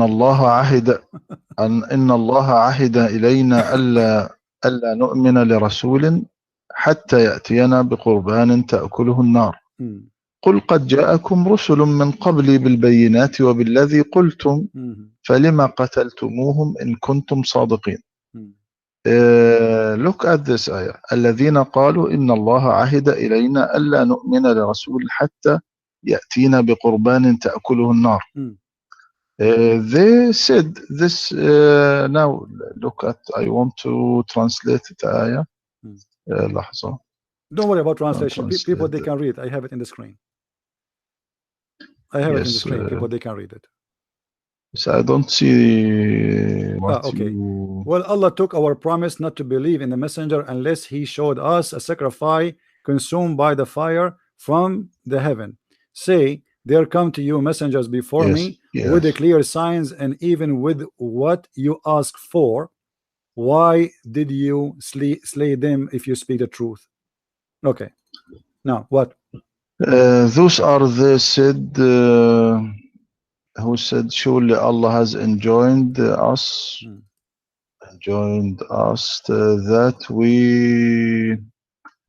that we shouldn't believe in any messenger until he brings us an offering which the fire consumes. Say, indeed, there come to you messenger before me with the clear argument and with that which you demand. Why then did you kill them if you are truthful? It is translate Zakir. So the translate or the Quran, what he said, قل قد جاءكم رسل من قبل بالبينات وبالذي قلتم not return to قربان بالذي قلتم يعني الذي طلبتموه كل ما طلبتموه miracles, كل الذي طلبوه من قبل. miracles, yeah. Yes, Okay. not return to قربان no, الذي تأكلوا قلتم, my friend, الذي قلتم, they are saying الذي قلتم قديما. what they said, what they said here, they said we have a covenant with God that we will not accept any prophet unless he give a sacrifice and he send the fire consumed by him from heaven. This is what they said. He's not talking about something they said 10 centuries ago. This is what they are asking for. If you are a prophet, okay, don't do miracles, make a sacrifice. Allah, he made a covenant between us and him that we will not accept anyone to call himself a prophet because he might be a liar unless he make a sacrifice, and God, he send a fire to prove this is a sign from him that this is a person I choose for you to be a prophet. Just do it. This is not a miracle. You see, they are even asking him a miracle. They are asking him to give a sign which Allah, he required himself. So Allah now, he is agreeing that this is the sign he told them. He didn't say, I didn't say that to you. He didn't say this is a lie. I never said that. Or what he said, yes, I did that, but well, if this is the case, what you want, how come you did not believe in the previous ones? And who are the one who did not believe in? And who is the one they slay?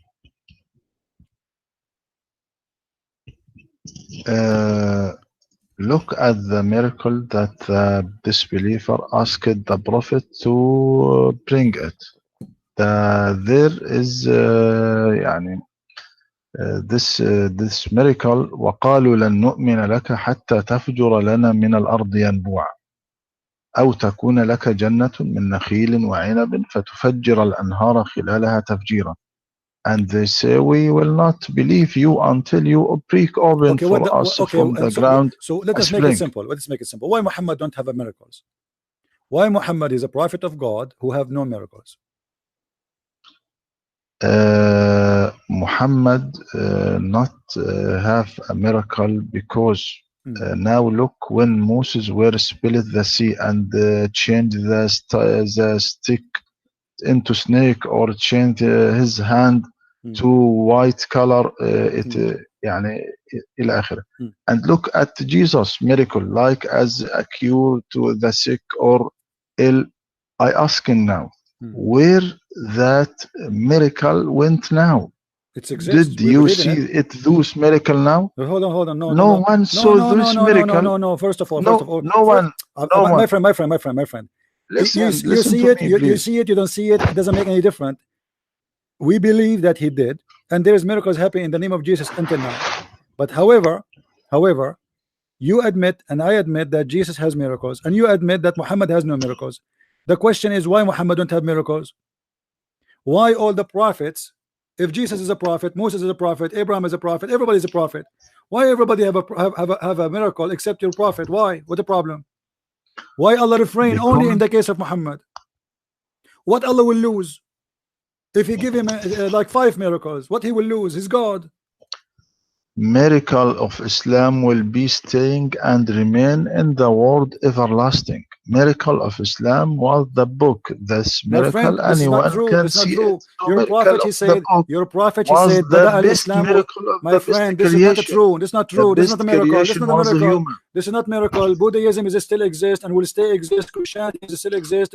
Atheism is increasing. What are you talking about? And even your prophet, he said, Bada al-Islamu ghariban wa sawfa ya'udu ghariban. Islam start as a strange little and is going to end as a stranger little. So don't tell me it's going to stay. There's no Muslims left. Where is the Muslims? There's no Muslim in this earth. Do you Dr. Rohi, be honest with me? Do you practice Islam today? Do you practice the Sunnah? Are you a Sunni? Are you a Sunni? Yes, I am a Sunni. Do you drink camel urine? Do you drink camel urine? No. Why you don't drink camel urine? This is Sunnah. You're a prophet. When somebody convert to Islam, he ordered him to go and to drink the camel milk and the camel urine. Yes, I can show you the hadith. So you are not a Muslim, and you are not happy about what your prophet teaching, and you don't want to practice Islam. Your prophet, he used to clean his bum with 3 rocks. Do you do that? No, Your no. prophet, your prophet used to shower in a water have dead dogs. Do you do that? Did your prophet shower in bi'r bidaa? Look, please, my friend. My friend, I'm As asking to you. drink milk Do you do what your prophet do? You don't. You are not a Muslim. A Muslim is someone who followed the prophet by Sunnah and the Quran, and you are not going to follow any of them. It was said, "Oh Allah Now, Messenger, shall we use the water of bid'ah, which to perform ablution, while it is a well which menstruation, rags, flesh of dogs, and garbage thrown in it?" The prophet, he said, "Indeed, water is pure; nothing make it impure." Do you do that?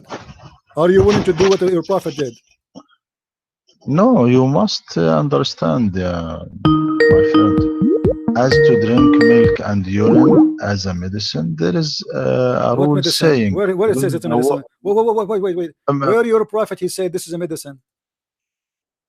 The prophet in the hadith, Yeah. It says he did it as a medicine. This is as a medicine. No. Okay. Yes. Let me ask you, do you Muslims, if I go right now, okay, I will go with you. If I go right now in Egypt and you are an Egyptian, if I go to Egypt, do you Muslims sell medicine? It's called camel urine in your pharmacy. No, it is not. It is not. Why you don't do that? No. You just said it's a medicine. Listen to me to explain, and you don't take me a chance to explain, to talk. Go ahead. As to drink milk and urine, there is a rule saying, when the work of man ends, the work of God begins. I mean, in the past, the dangerous diseases were healed by a simple things. Why? Because God completes where the man ends. For example, this days all birth of the virgin girls is very difficult, and it is done by cesarean birth, but in the past days the things were Azhar, because God completes where man ends. Serious diseases were curing by easy things. In the past, there is not pharmacy to buy medicine from it.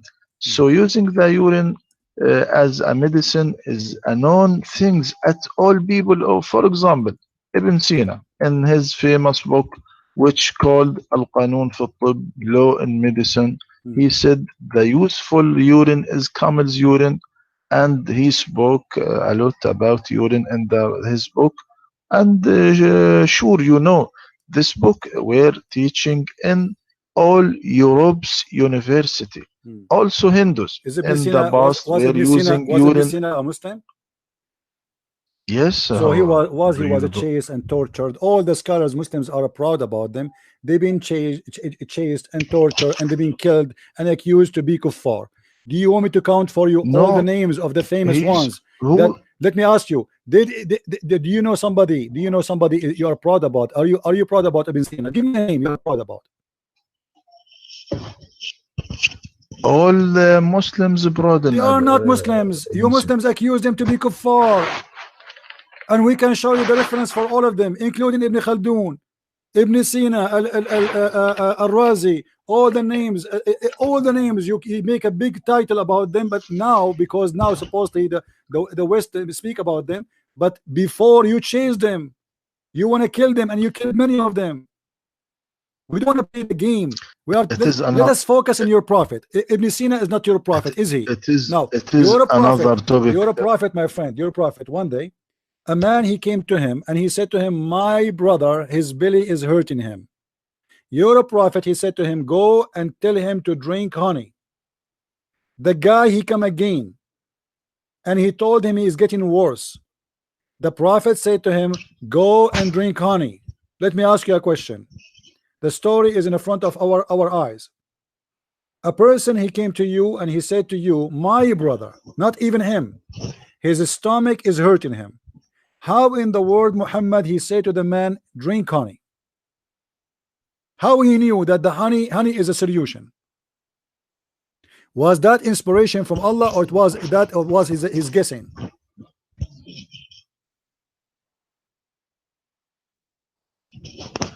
Look, we first we end the urine camel. This is same. The same. We're talking Then about we medicine. No, we did not change. Don't worry. We will go back to the urine. We are talking about how Muhammad, he knew that this is a medicine. So when Muhammad, he said to a man, drink urine or drink honey, is that inspiration from God, or this is his own guessing? I want a clear answer. Yes, Prophet Muhammad didn't say to every sick, go and This is not the drink question, Dr. camel's Rohi. urine This is and- not the question. That is not the question. The question is, when your prophet, he said to a person, go drink honey or go drink camel urine, is that his own guessing that this is a solution, or this was inspiration from God?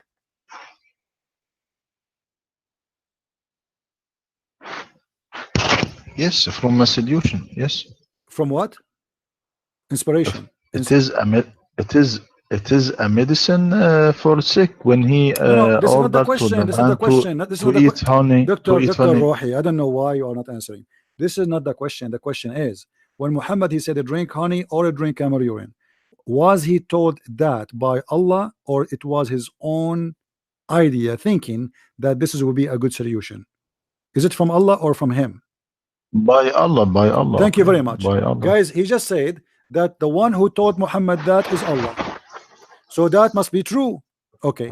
How this guy, he keep coming to Muhammad, and his brother Billy is getting more worse and more worse. And then your prophet, he said to him, your brother Billy is telling a lie, and Allah told the truth.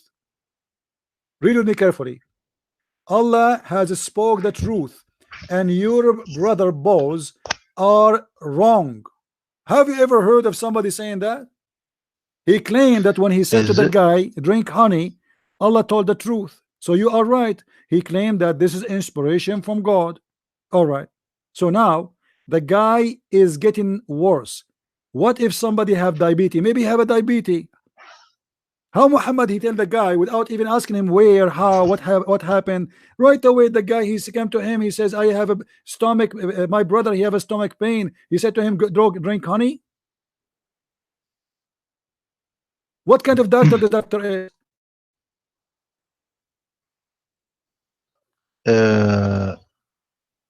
As the honey and honey, is this come in the Quran that he said the man to the man go and drink this is the honey? hadith. This is in the hadith. This is Sahih Muslim, hadith number 2217.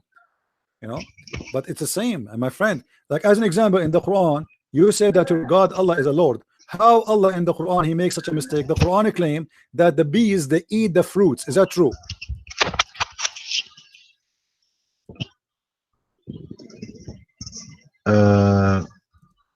It is as to me, it is not a true hadith. As to me, it is not a Why true is it hadith. true? Why is it true? No, said, no, it says it true. It is true. It is true. You are just, you know, sorry. I don't wanna say a word will upset you, but this is true. Look with me in the Quran. What it says that Allah, he said to the Quran in chapter 16. If you go to chapter 16, it says, chapter 16, verse number 69. Allah, he said to the bees, go and eat from the fruits. Do the bees eat from the fruits?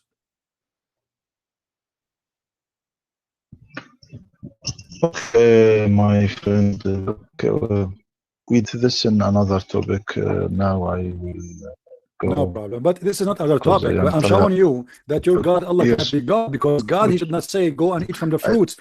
Bees don't eat from the fruits.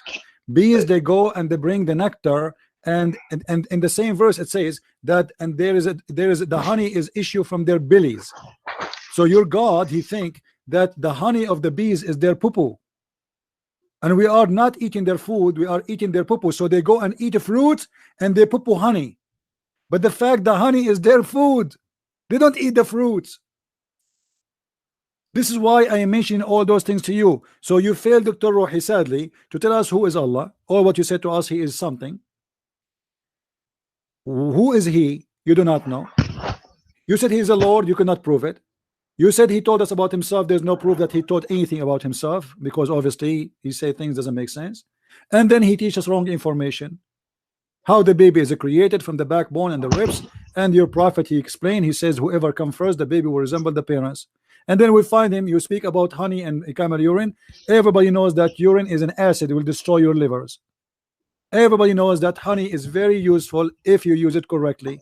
You don't give it to everybody. What if somebody have diabetes? He will die in a week.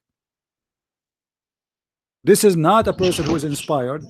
A person who say that God said that he ordered the bees to go and eat from the fruits, and their honey is their poo-poo.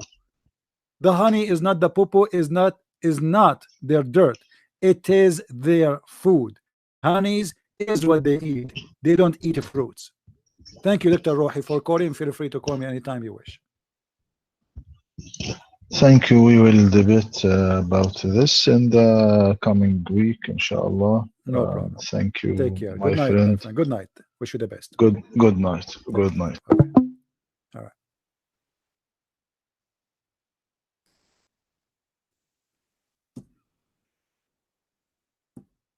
Oh boy. After how long we are talking? For how long we are talking now? Almost an hour and 45 minutes. Is it? Anyone get the answer what Allah is? Nothing. After all of this, what we learn? Nothing. Who is Allah? We came with zero, we left with zero.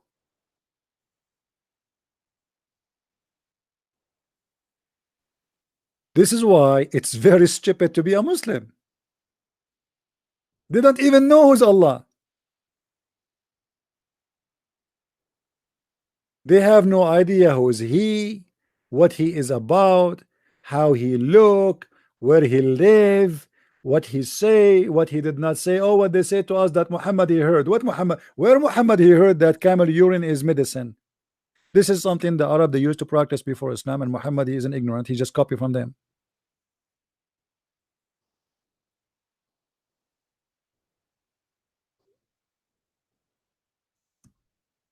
If this is the guy who have a PhD, what about the guy who have high school?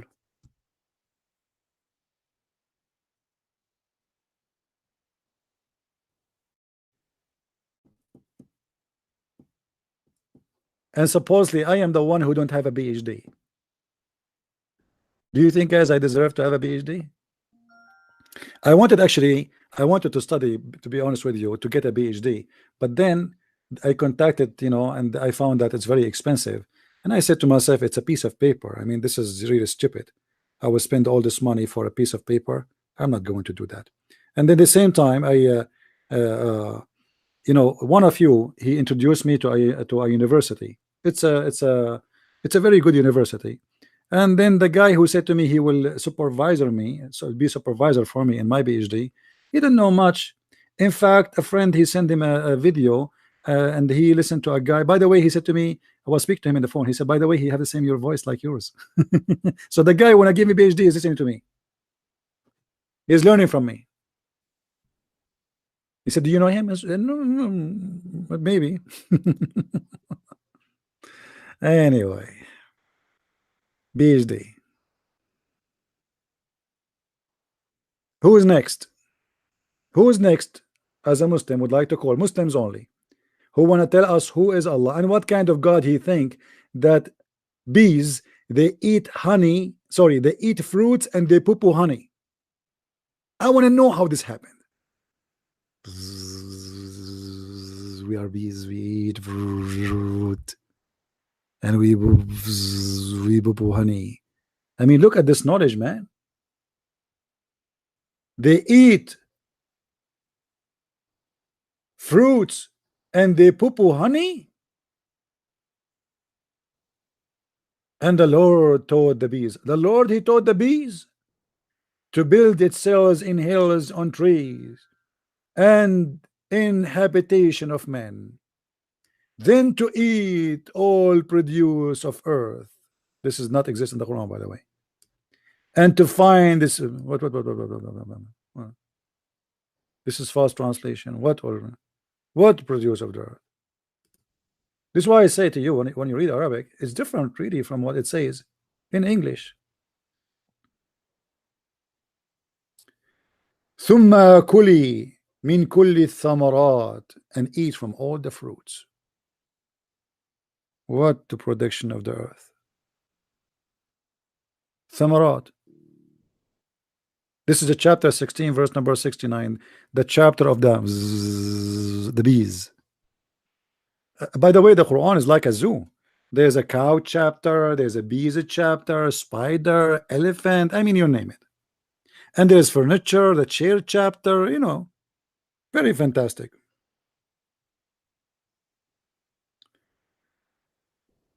Any Abdul?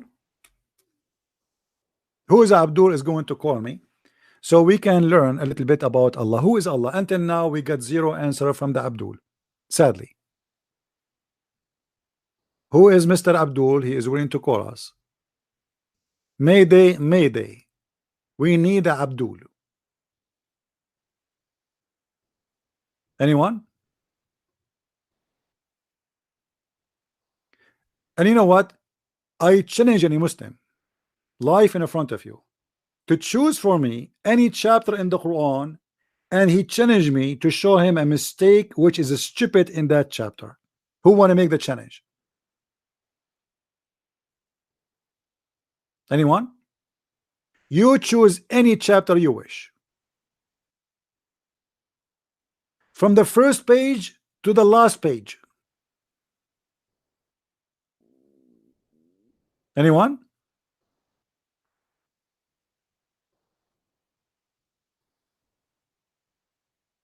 Do we have anyone? Mayday, Mayday. We need a Abdul. Anyone? No Abdul.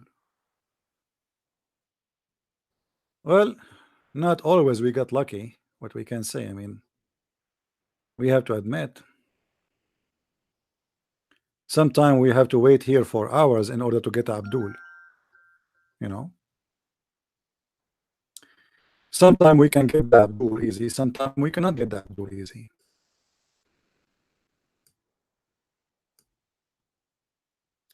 It's depend in the location of the bees. So can we have a Abdul? Who is the Abdul who want to get the blessing of Allah, the Lord of the world, the God who have a dog, who will eat you if you don't believe in him?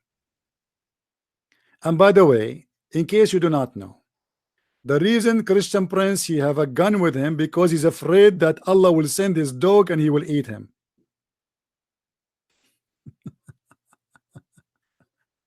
Allah has a dog. And the guy, he said, I'm not going to believe in the Lord of the Star, so Allah, he sent his dog and he ate him. Why Allah, he don't send his dog to eat me and eat you?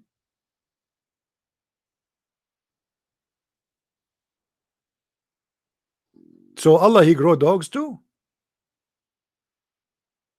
Yeah, dogs are najis, they are filthy, dirty in Islam. But suddenly Allah have a dog, obviously. And Muhammad, you see, Muhammad, he try always to terrify the Muslims. You remember in the Quran where Muhammad, he said that Allah will insert in the anus of the one who don't believe in him, he will insert in his anus a huge chain. Who remember where we can find that? Who remember? Let us see who of you is still young and who of you is still getting older. Anyone remember? This is the point of those things, to make you believe, to force you to believe. He scare you.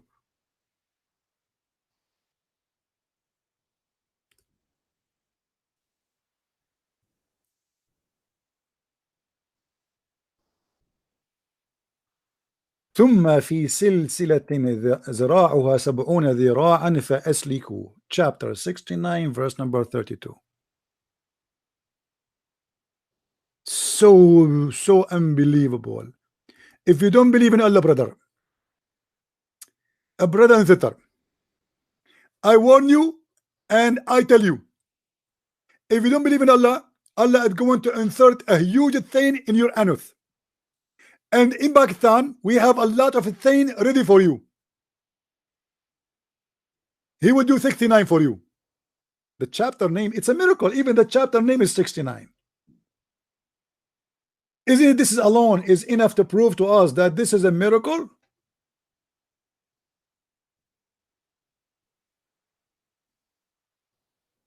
Read carefully with me. The knowledge of Allah, who will insert a chain in your anus. Ta-da-da, ta-da-da, ta-da-da. Please buy Nivea. Ta-da-da, ta-da-da, ta-da-da. You will need it very soon. Ta-da-da, ta-da-da, ta-da-da. All right. Where we are now.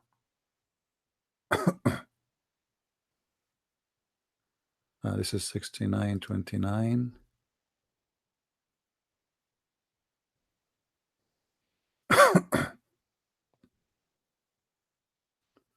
Hold on.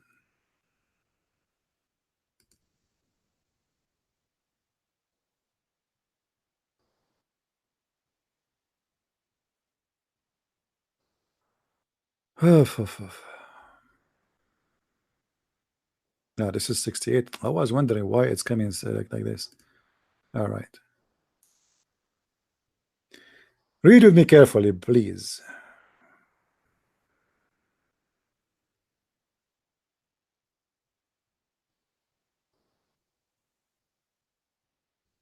What's happening? Let us go to the main page. Hold on. Ibn Kathir.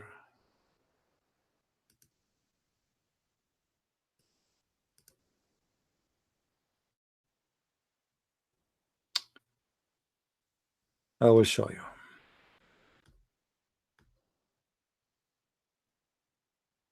The amazing, beautiful God.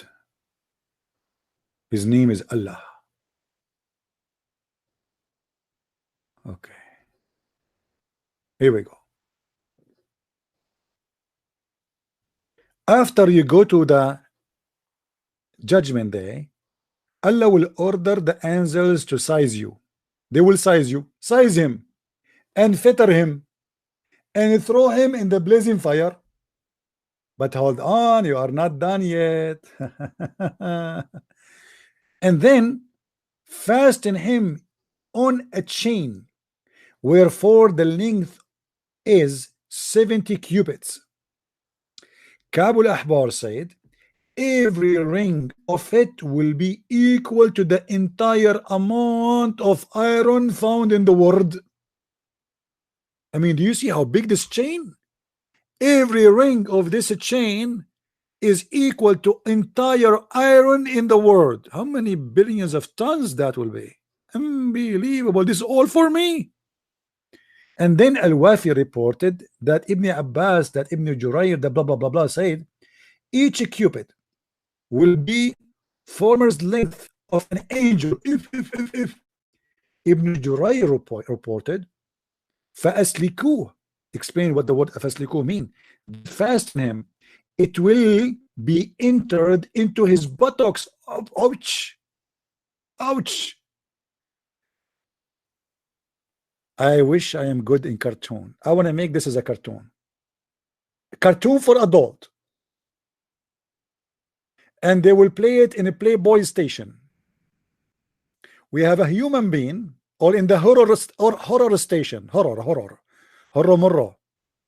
It will be entered into his buttocks. So now we bring a guy, and then we bring a huge chain. Every ring of it is equal to all the iron in the world. And now the angels are pushing that chain in the buttocks. Push, brother, push. Brother, it's so thin. I mean, the chain is so big and his anus is so small. What we can do? Brother, spit there or put some Nivea. So it will be entered into his buttocks and will pull out of his mouth. If. Can I draw? Sure, I can draw. What are you talking about? I am the best artist in the world. Okay, hold on. You see, you I just forgot that I am very good in drawing. Okay, this is the guy who don't believe in Allah.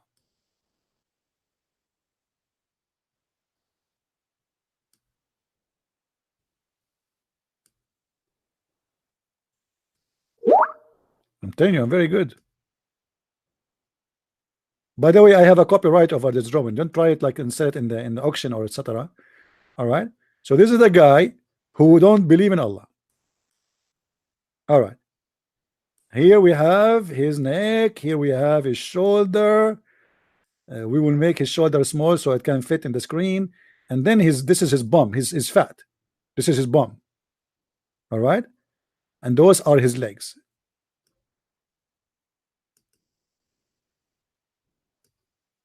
Then Allah will bring a huge chain. Huge. Big. I mean, really big. Very big and very, very huge. And he will insert the chain in his anus. I'm trying to make the chain small, but the fact the chain every ring will be like here. All of this will go inside his anus. And the angels will be pushing and pushing and pushing and pushing. And then they will take the chain from his mouth.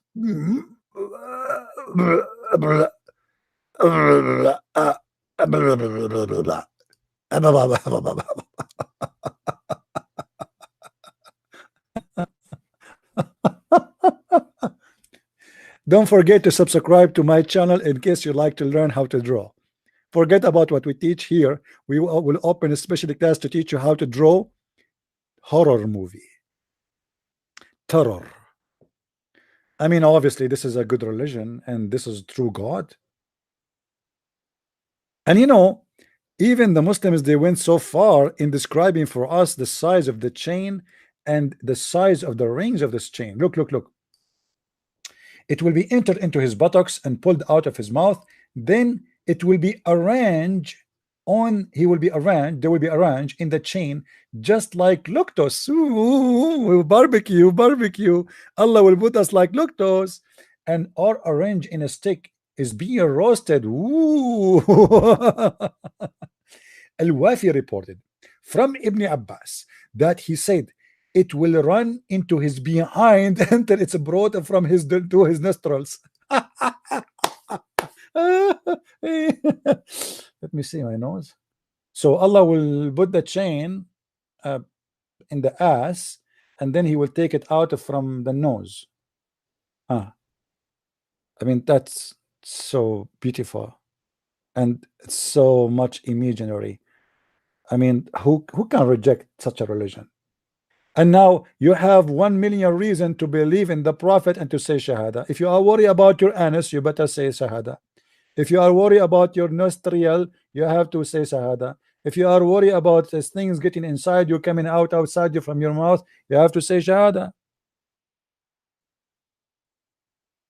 And then they continue in the description. They say, if a drop of lead like this, like what? Like the ring of the chain, and he pointed to the skull bone, were sent from the heaven to the earth, and it is a distance of 500 years. Look, the Muslim, they knew even what the distance is between them, you know. I mean, because Muhammad, he said that.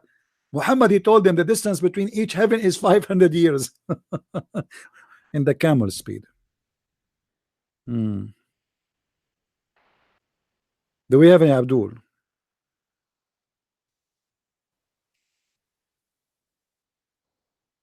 There we go. Somebody is going to sue me for breaking his ribs. His wife, she will call the police and they will say, this guy, I have witnesses, he made my husband laugh and he broke his ribs.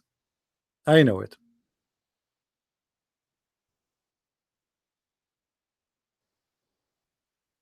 Any Abdul? Hello? I'm lying, doesn't say camel speed. Well, Muhammad, when he measured the speed, he measured it by what? When he measured distance, he measured it by what? Do you want me to show you? By the travel of a camel. Because those Bedouin, they travel and they say it takes us there a month, a year. As an example, what is the distance of the flying carpet of Suleiman? Anyone remember? Who remember the flying carpet of Suleiman?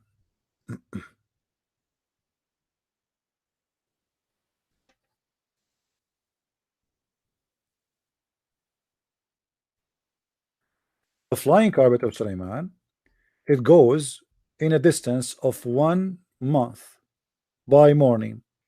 ولسليمان الريح عاصفة تجري بأمره إلى الأرض التي باركنا فيها. Chapter 21 verse number 82. What is the distance there? It measure the distance with. It is the date of what? Of travel. The date of travel. How long it take to travel to that area? So at that time, what people they used to travel with? Either walking or camel. They are people of the desert. They don't have airplane. So if we go now in the same website to read the tafsir, chapter 21 verse number 81, let us go there.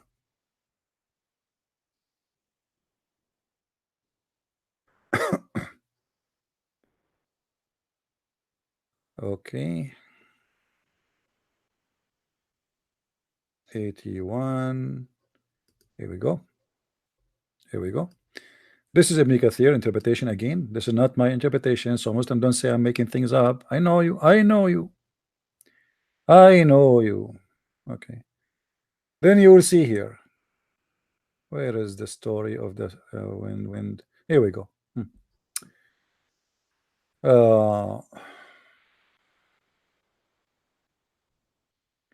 وَلِسُلَيْمَانُ الرِّيحُ عَاصِفَةً. And to Sulaiman we subjected the wind strongly. Ragging means we subjugated a strong wind to Sulaiman, running by his command toward the land which we would blessed, meaning the land which Sham, which is great Syria. And of everything we are all knower. He had a mat made of wood, which he would place all the equipment. Hold on, let me fix this thing here. You are not reading the whole thing.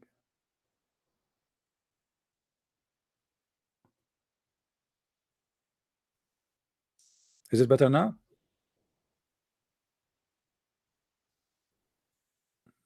I want to be sure that you can see it.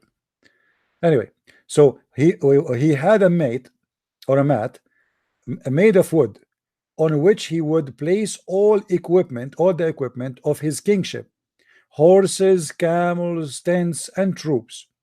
Then he would command the wind to carry it. This is a very true story. My grandfather, he used to own the same kind of carpet, and we used to fly, all of us. We used to go every weekend to Las Vegas. We jump in the flying carpet, we put our donkeys, our the camel, all the Arabian stuff, all the Arab stuff. So was I built all the Arab needs. As you know, I am an Arab. So like this, what we take with us. Like we would go a trip, we take our side belt, we take C4. I mean, all the sandwiches. So we take all the kingship with us. And then we jump in the top of the flying carpet, and then it take by noontime the distance of a month. Month of what? Travel by camel. So this guy, he fly to go from a place to place. By noontime he arrive. It's a distance of a month.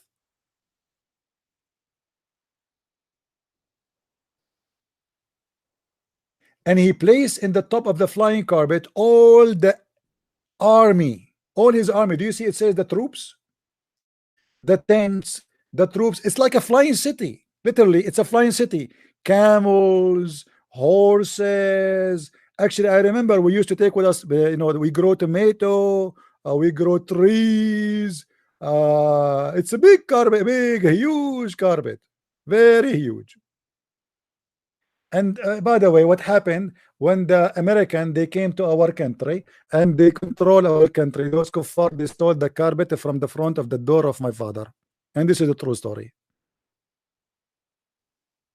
If we ask Zakir Naik about the flying carpet of Prophet Solomon, what he will say? Brother Fitter, there is a person, his name is the Christian Prince, and he always make fun of the flying carpet of a Prophet Solomon. And just to show you how ignorant he is, imagine yourself, you are not exist in the year 2018, and somebody told you there is something it's called boing boing boing 777. You will not believe him because you never saw it. But in fact, it's true. And this is exactly what happened with the Prophet Solomon. He have a flying carpet, it have no engine, it run by wind. And that because Allah is going clean. He don't like to pollute our environment.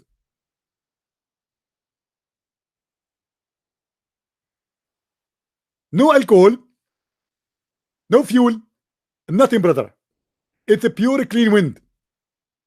And until now, the Western, they are making energy from wind, trying to learn from Allah. Thank you very much. Are you Iraqi? What make me Iraqi? I mean, what's wrong? Every day I have a new citizenship. Sometimes I'm Iraqi, sometimes I'm Lebanese, sometimes I'm Syrian, sometimes I'm Jordanian, sometimes I'm Saudi. شنو هذا عيني. Oh, anyway. So horses, camels, tents, troops, and then he would command the wind to carry it. I love that. Guys, do you know how much money I spent in my last trip? A lot of money. If I have the command of the wind and I can fly in a flying carpet, that will be interesting. That will be so nice. No security check, no passport expired. You land wherever you want, especially because I'm an Arab. Everybody welcome me. The second you say you are an Arab, nobody even asks you questions. Not in the airport. Like in the airport, nobody asks you to take off your shoes or take off your pant or go in the x-ray or go in a special inspection, or they will not check your bags 10 times and you will not find that everybody was playing with your bag. This has never happened to an Arab guy like me. Never. Because we are trustworthy. Very much trustworthy. Unbelievable.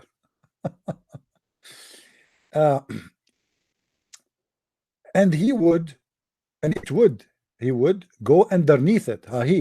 He could go underneath it, and it would carry him aloft, shading him and protecting him. What? From the heat. What? Not only you will be in the top of a flying carpet. By the way, here there's something missing in the translation. What they were saying, that when Sulaiman he go in the top of the flying carpet, the birds will fly in the top of him to keep him in shade. And you can imagine how much poo Sulaiman he used to enjoy. Imagine, like, in order to have shade of birds in the top of me, I have like what, 1,000 bird. How much poo that will do? The bird that poop every 5 seconds. So the birds are covering Sulaiman and shading him. And this is a true story, by the way. All those stories are true. If you don't believe in Islam, you better believe now, because those stories can be found only in Islam. So until he reach wherever he want to go in the land. But by the way, before Sulaiman, before he got this Boeing 777 carpet, flying carpet, anyone remember what he used to do? How Sulaiman used to fly?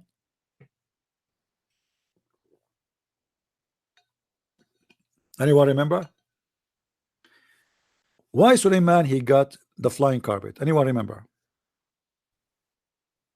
I'm serious. Why he got it?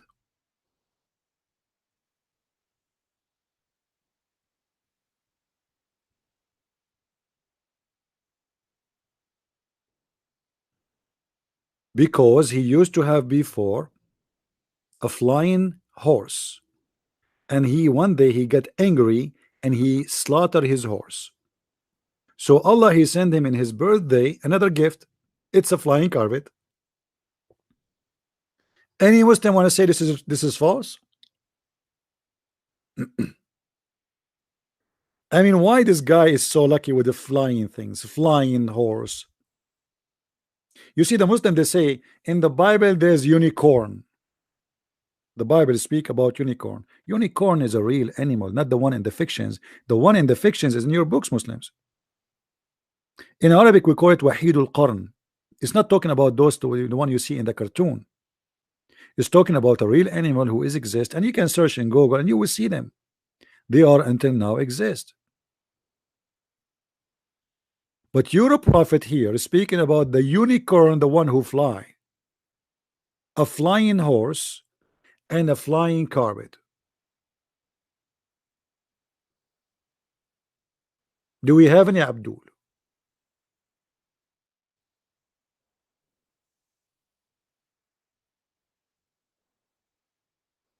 All those stories, Muhammad, he got them from the stupid stories of the Jews, the legend of the Jews.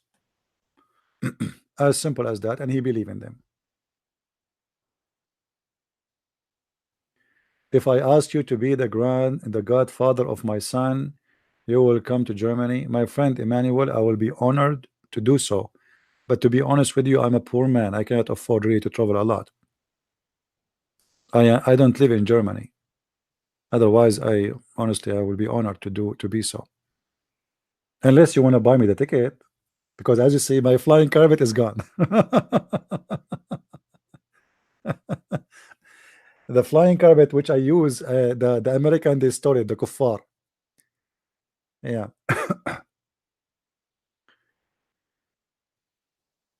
Do we have any Muslim?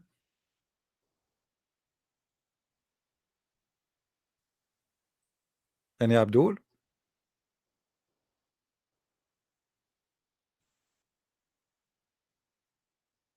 No Muslims, that's it? Are we out of them?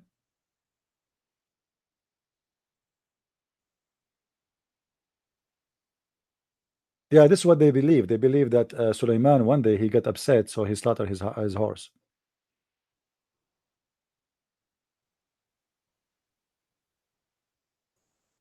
No, I do not forget the minister of irrigation. You guys, do you know who is the minister of irrigation in Islam? Anyone knows? Who remember?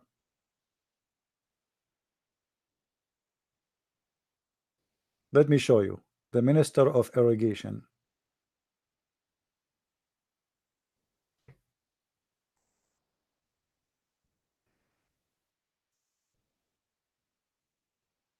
This is the minister of irrigation in Islam.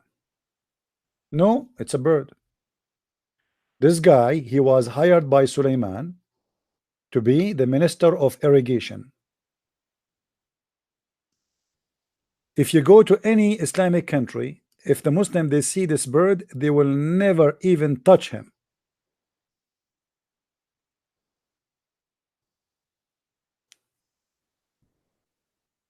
They think that this was al-Hudhud, which is the minister of irrigation for Prophet Solomon, who hired by Allah.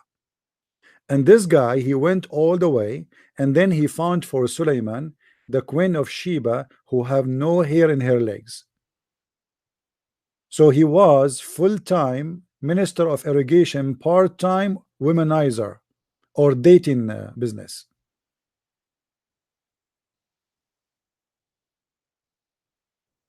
Actually, I think this guy, he can find me a good wife. What do you think, guys? This guy, he can stand in any window, and he can spy at the women to see if they have hair in their legs, the same what happened to Sulaiman. I don't want to marry a woman, she having a lot of hair. Hello? A woman, she have no hair in her legs. Why? A woman at that time, they used to be like monkeys.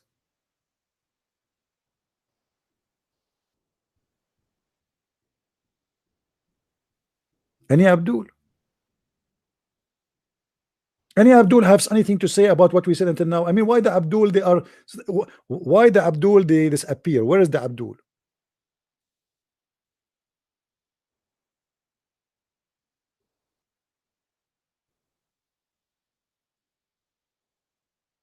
Anyone?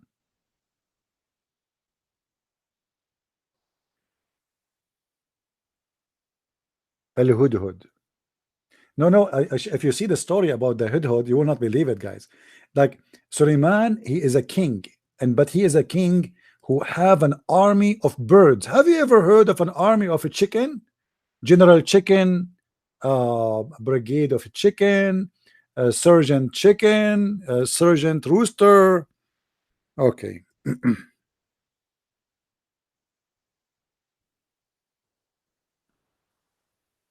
Suleiman, every morning, he check his army of birds. And remember, Allah, he taught him the language of birds. Allah taught him what? The language of birds, not Chinese. No, no, no. The language of birds. All birds, this look like all birds speak one language, not like us, sadly. So in chapter 27, verse number 20, you will see that Suleiman in the morning he went to check on the army of birds.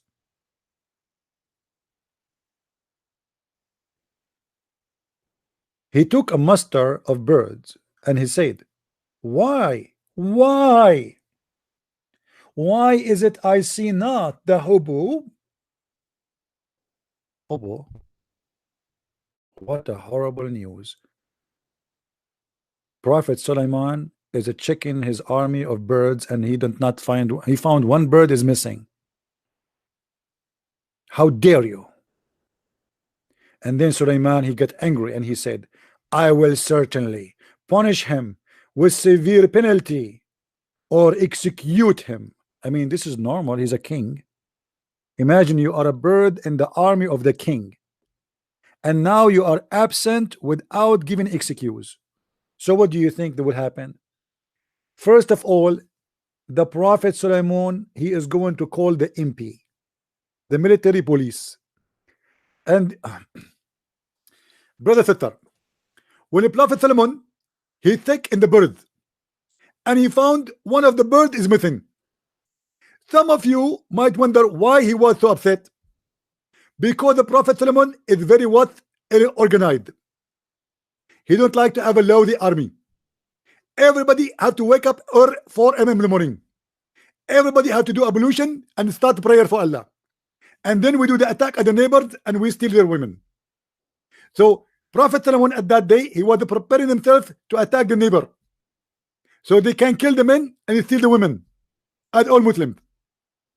And because this bird was missing and his job is irrigation. So now who is going to irrigate the birds? They will get thirsty. So the Prophet Solomon, he said, if you don't give me a good execute, I'm going to slaughter him. Thank you very much. You will execute this guy because he is absent? I mean, look how strict this army. I am a king of the ring, and I found a bird is missing, and now I am angry. I will execute him. Please, king, have mercy on him. He is the minister of irrigation. People will get thirsty if you kill him. I don't care. Everybody have to follow my order. What? That's really serious. And then the hoop, he came back and he told him, king, let me tell you what happened. I found there a woman ruling over them and provided with every requisite, and she is magnificent throne. She has a magnificent throne. So this guy, he was working for the CIA at that time, the bird. So he fly, like, don't you see they use satellite? Today they have satellite to spy at each other, right? Suleiman at that time, he used this bird to spy too. Any Abdul? I mean, how in the world you people are not converting to Islam yet? Don't you have enough? No, but you know the funny, you see the funny thing about Islam, stupidity is amazing. You see here, it says that Allah, he taught him the language of the birds, but then just a few verses before, you will see that Suleiman, he was listening to the ant. We forgot to talk about the ant, guys, in the Middle East. And this is a true story. Let me show you. And before Solomon were marched his host of jinn and men and birds. So his army is what? His army is a tree army. Army of genie, army of a human, army of birds. Yes, army of birds. And they were kept in order and ranks, so they are going in line like you see in the cartoon. Like they are walking like in line, ranks. Unbelievable. Unbelievable. Army of jinn, army of men, army of birds, and all of them, they are walking in ranks. They are marching. And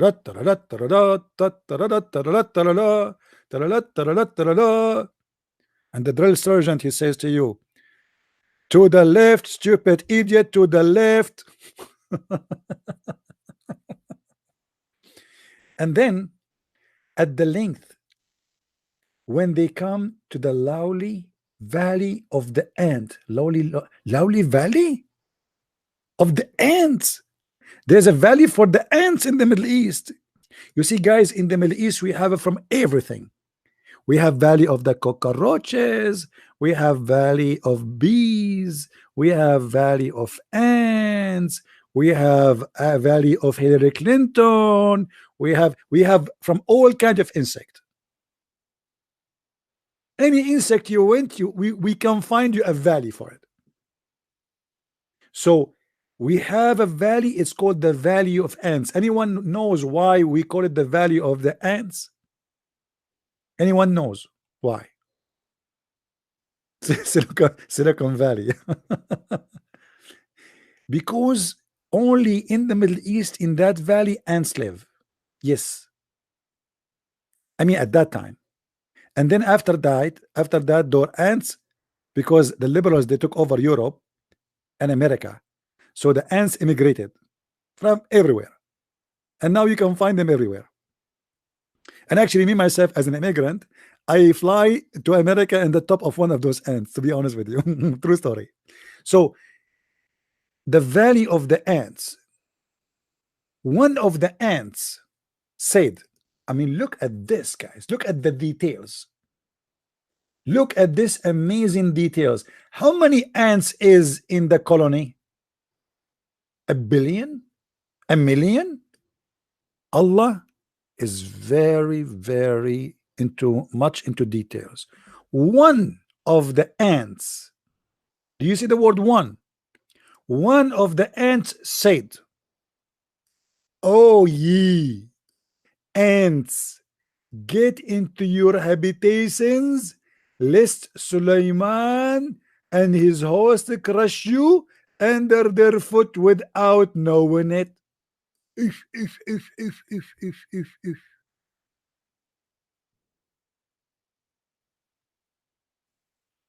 One of the ants said that. Not two, not a three, not four. We have to be honest. It is only one ant, because obviously she is the one in charge of guarding. The Muslim, by the way, they make an article about it, that there's ants who they are guardian to the other ants. But here it says one of the ants, Abdul. And one of the ants said, ants don't talk. Ants are deaf. Ants are blind. Do you know that? Actually, sorry, they are deaf and they are mute.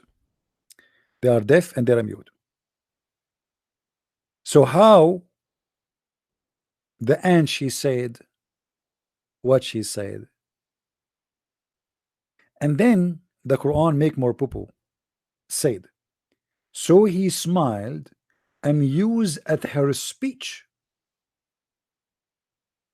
Speech? Solomon, he heard the speech of the ant. If. This guy, he can hear an ant. I mean, how strong his hearing is. But ants don't talk. You see, for sure, ants talk. I mean, all creatures, they communicate. We can call it talk, but they don't really talk. Their communication, their talk is not by saying words. They communicate in two ways, either vibration or chemical. But the guy here, the Quran says, he was amused with her speech. So she made a speech. He heard her speech. But isn't it the Quran say that Allah he taught Sulaiman the language of birds? Allah he taught him the language of birds, but he's learned the language of ants. Look like Sulaiman he entered the wrong classroom. He thought he's learning bird language. It turned to be the ants. True story. If you don't believe that Muhammad is a false prophet yet, obviously you have a mental issue. All those stories, by the way, you can find them in something called the Legends of the Jews. The Jews, they have a lot of fairy tale stories about Suleiman, about David, about many. And they used to tell those stories to their kids. Muhammad, because he's a false prophet, he took them and he put them and he claimed that Allah told him to say those stories.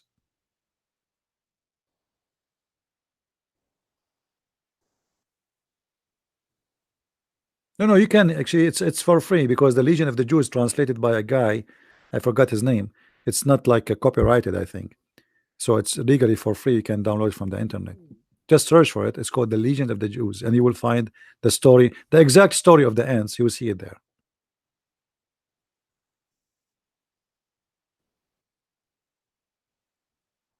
Any Abdul? Guys, don't forget to subscribe to our channel. And for those who they really care for what we do, we appreciate your support. I noticed that very few of you is really caring for helping us on what we do. Always your support is needed. Look like we need to speak about it in order to people to help us. I don't like to talk about it, but we will see. Any Abdul left?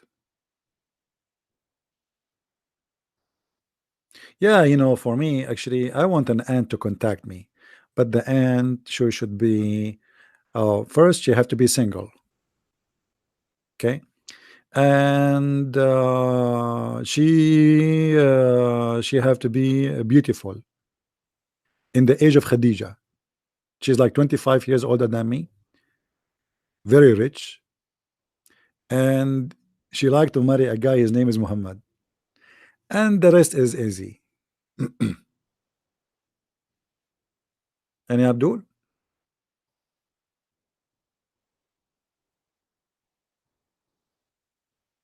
Where is the Abdul? So we got one Abdul today. That's it.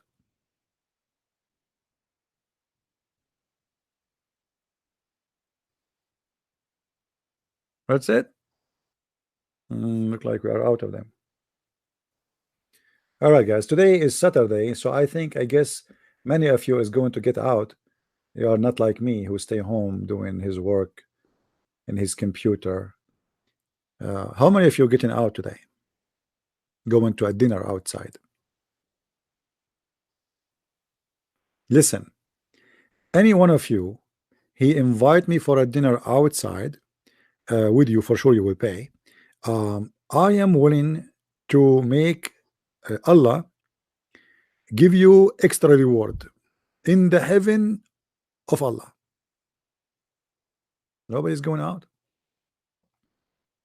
It is Sunday now. All of you staying home just because I is going to take me out. Unbelievable. Unbelievable. Here we go. See, all of them, they want to go sleep now. Just because he said, who want to take me out for a dinner? Unbelievable. I cannot believe it. How gracious they are. All right. Late Saturday night in Nigeria. I would like to go to Nigeria. I like to go to Africa, actually. But because I know nothing there, I don't know anyone. Come to California? Yeah, right. I will never go to California. Full of those liberals. A woman there, she will accuse me that I did hold her hair when she was 17 years old, 76 years ago. Don't go to California. Don't go to California. They will accuse you of something. Don't go there. Don't do that. And they will accuse me that I throw some ice cream at somebody. I will never go. Oh boy. And I will never let Trump ask me to be a judge in the Supreme Court. I will accept to be a judge in the court of Suleiman. Better. Thank you, my friend in Nigeria. I would be honored to be there. Any Abdul? Here we go. All of you are inviting me. Where is the ticket? Send me a ticket and I will come. Talk is cheap. What about coming here and what about going there? But I'm going nowhere. You know, you remind me of some Middle Eastern who say to you, they are very cheap. They say to you, do you like to sleep here or the hotel is better for you? Do you like to eat in our house or in the restaurant? It's more tasty. Anyway. Any Abdul?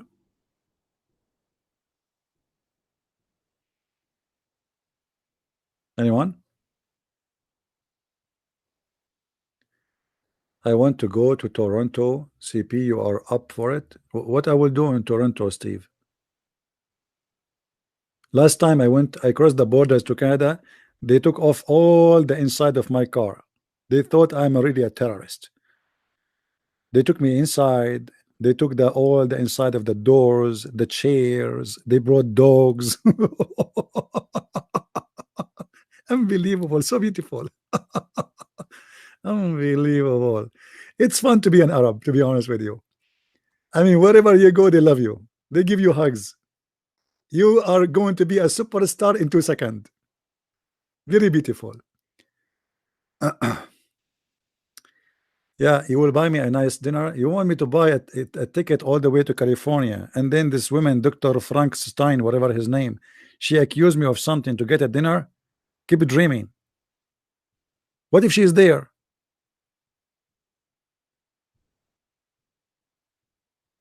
Unbelievable. You have some questions about reference in my books? No problem. But isn't it the reference there? The reference is there. So as long as you have the reference, what the question about the reference? The reference is there. You can search them.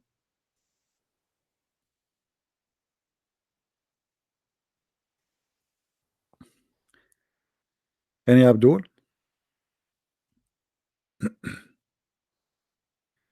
Arab Christian, what name they call Allah? Well, you know, Arab Christians today, because after the occupation of the Muslims of 1400 years, they use the word Allah when they speak about God. But that is not really what is in the Bible. So yes, they use the same word, but this is a wrong thing, and that because of 1400 years of humiliation and occupation. Imagine you are controlled by ISIS for 2 weeks. What is the word you are allowed to use when you say God? Are you getting my point? Just 2 weeks. Not 1400 years of ISIS. Actually, you can get my book in French, yes. Just search for the Le Secret du Prophète Arabe. It's the same book in French. Le Secret du Prophète Arabe.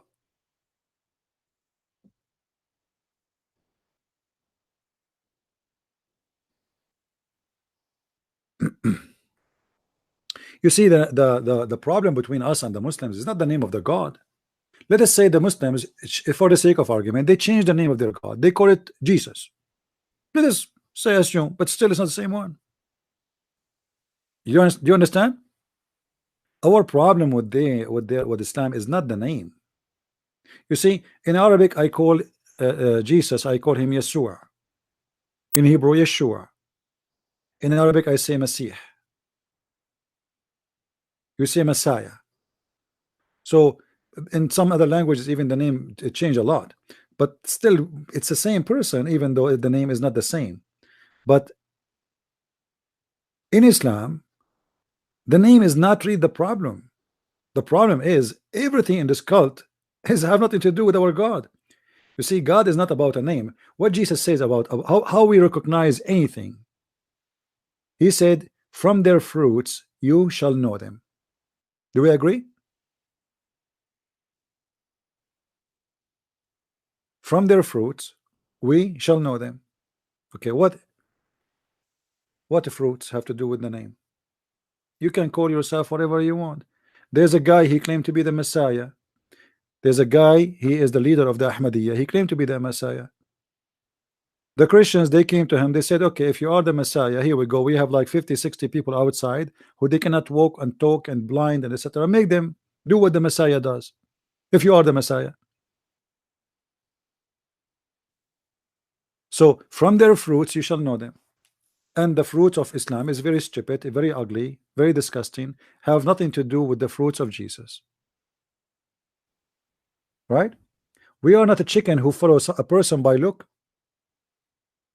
or by a shape. We recognize our Lord not by a name. Actually, if you read the whole Bible, there's no names for the Lord. When Moses asked the Lord, what I will say to my people, who are you? He told him, I am. He did not give him a name. You see, mistakenly some Christians, they think that we have a God who have a name. There's no name, because there is no name can describe him. All the names are just a language of a human being, which is limited. There's no name can describe God. But he is known, and he came to us in person. So we are not the same as the Muslims who never know who is this God, what he is about, what he can do, what he cannot do. We know the God. He came to us in person. He lived between us, and he is right now with us.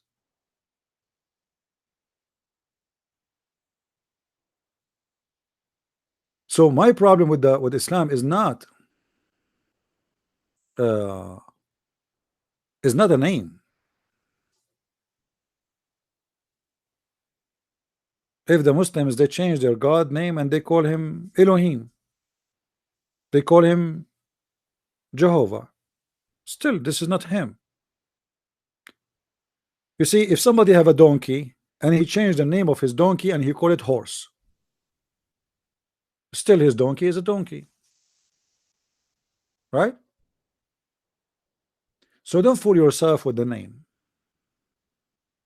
We don't have a problem with the name. You have only one God. Okay, first of all, prove to me that you have one God. Prove to me that his name is Allah, or prove to me who is Allah. You don't know what Allah mean. You don't know. Have you ever heard of somebody follow a God, he have a name, and you do not know what the name mean? Guys, did you hear Dr. Rohi? He said we do not know who is the first one who used that word. Did you hear him saying that? Did Dr. Rohi say that the word Allah is Allah shay, which means worship something, and we do not know who is the first one who said that? He said it's an Arabic word, but we do not know who is the first who said that. That's stupid. So you are worshiping something. This is a guy who have a PhD in Islam. We worship something. How you know that this something is one? And if he is one or two, who care? I don't refuse to call it Allah. I call it Allah. Your God is Allah, which is something. And you know, the funny, when Muslims they say we worship one God, who care if it's 1 or 20?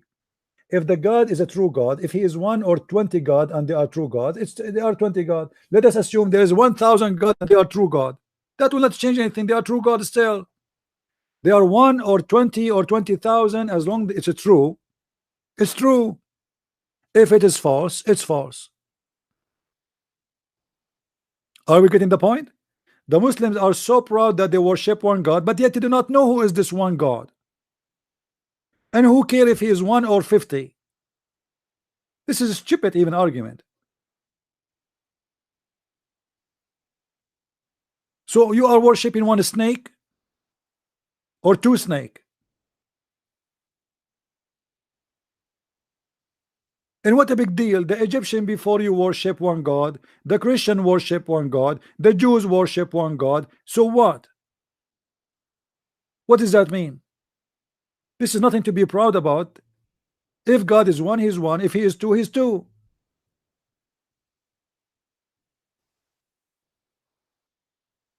But this is how silly the argument of Muslims. They don't ask themselves how Allah, he is a true God, but yet he said when Sulaiman he arrived to the lowly valley of ants. So you have one God who telling us that there is a prophet, he was speaking and he hearing the ants talking. That ants don't talk and they don't speak. They are mute.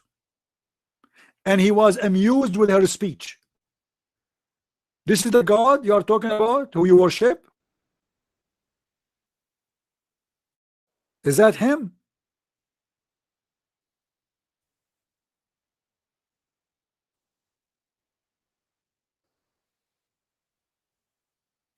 Ants don't talk. Since forever, ants don't talk. They are mute. They communicate by chemical and vibration. They make noise, but the noise is not for them to hear. The noise because of vibration. They don't talk. They communicate. They communicate by chemical. You can go check right now. That communication we can call it talk, but it's not talking. As you see here, it says he was amused with her speech.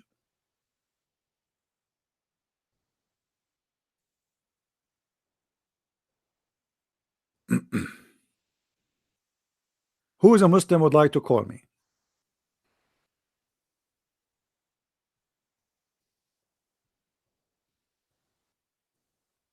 Why I don't support Palestine? Because my brother, the prophet of Allah, he support Israel. Can you show me one place your God Allah in the Quran he said Palestine?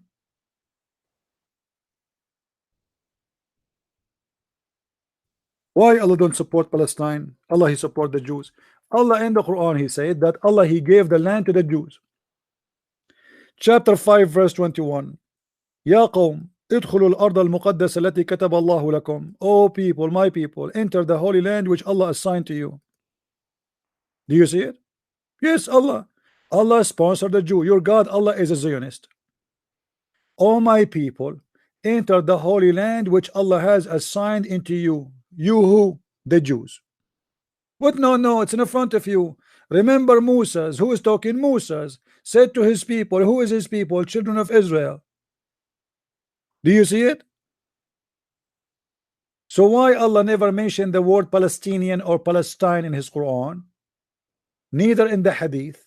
Yet he is saying that this is a land assigned by Allah to the Jews. What do you say? Are you going to accuse Allah to be Zionist and he worked for the Mossad? I am Jahil. He called me names now, but he cannot answer. See, he will change the topic. Answer why Allah he says that this is the land Allah assigned to the Jews.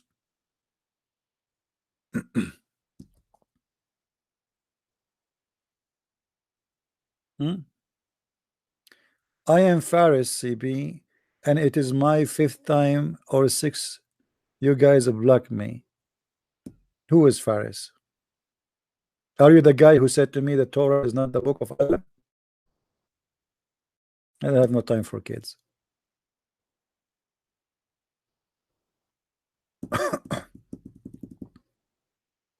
Do we have any Abdul?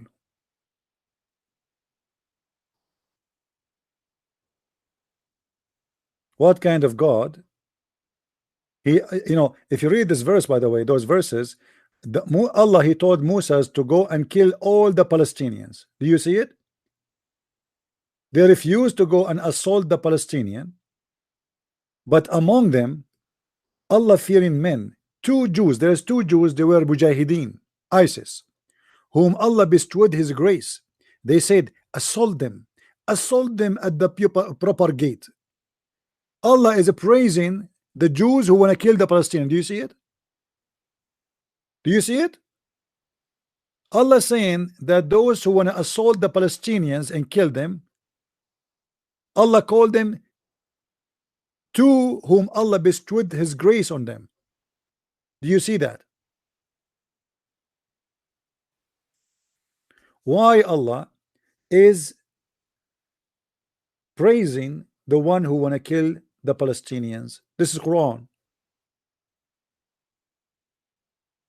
Is Allah a Jew?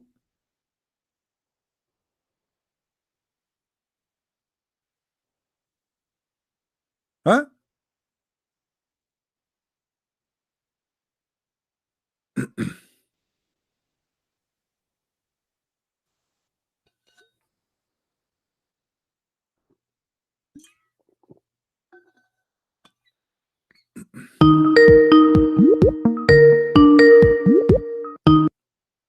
Hello?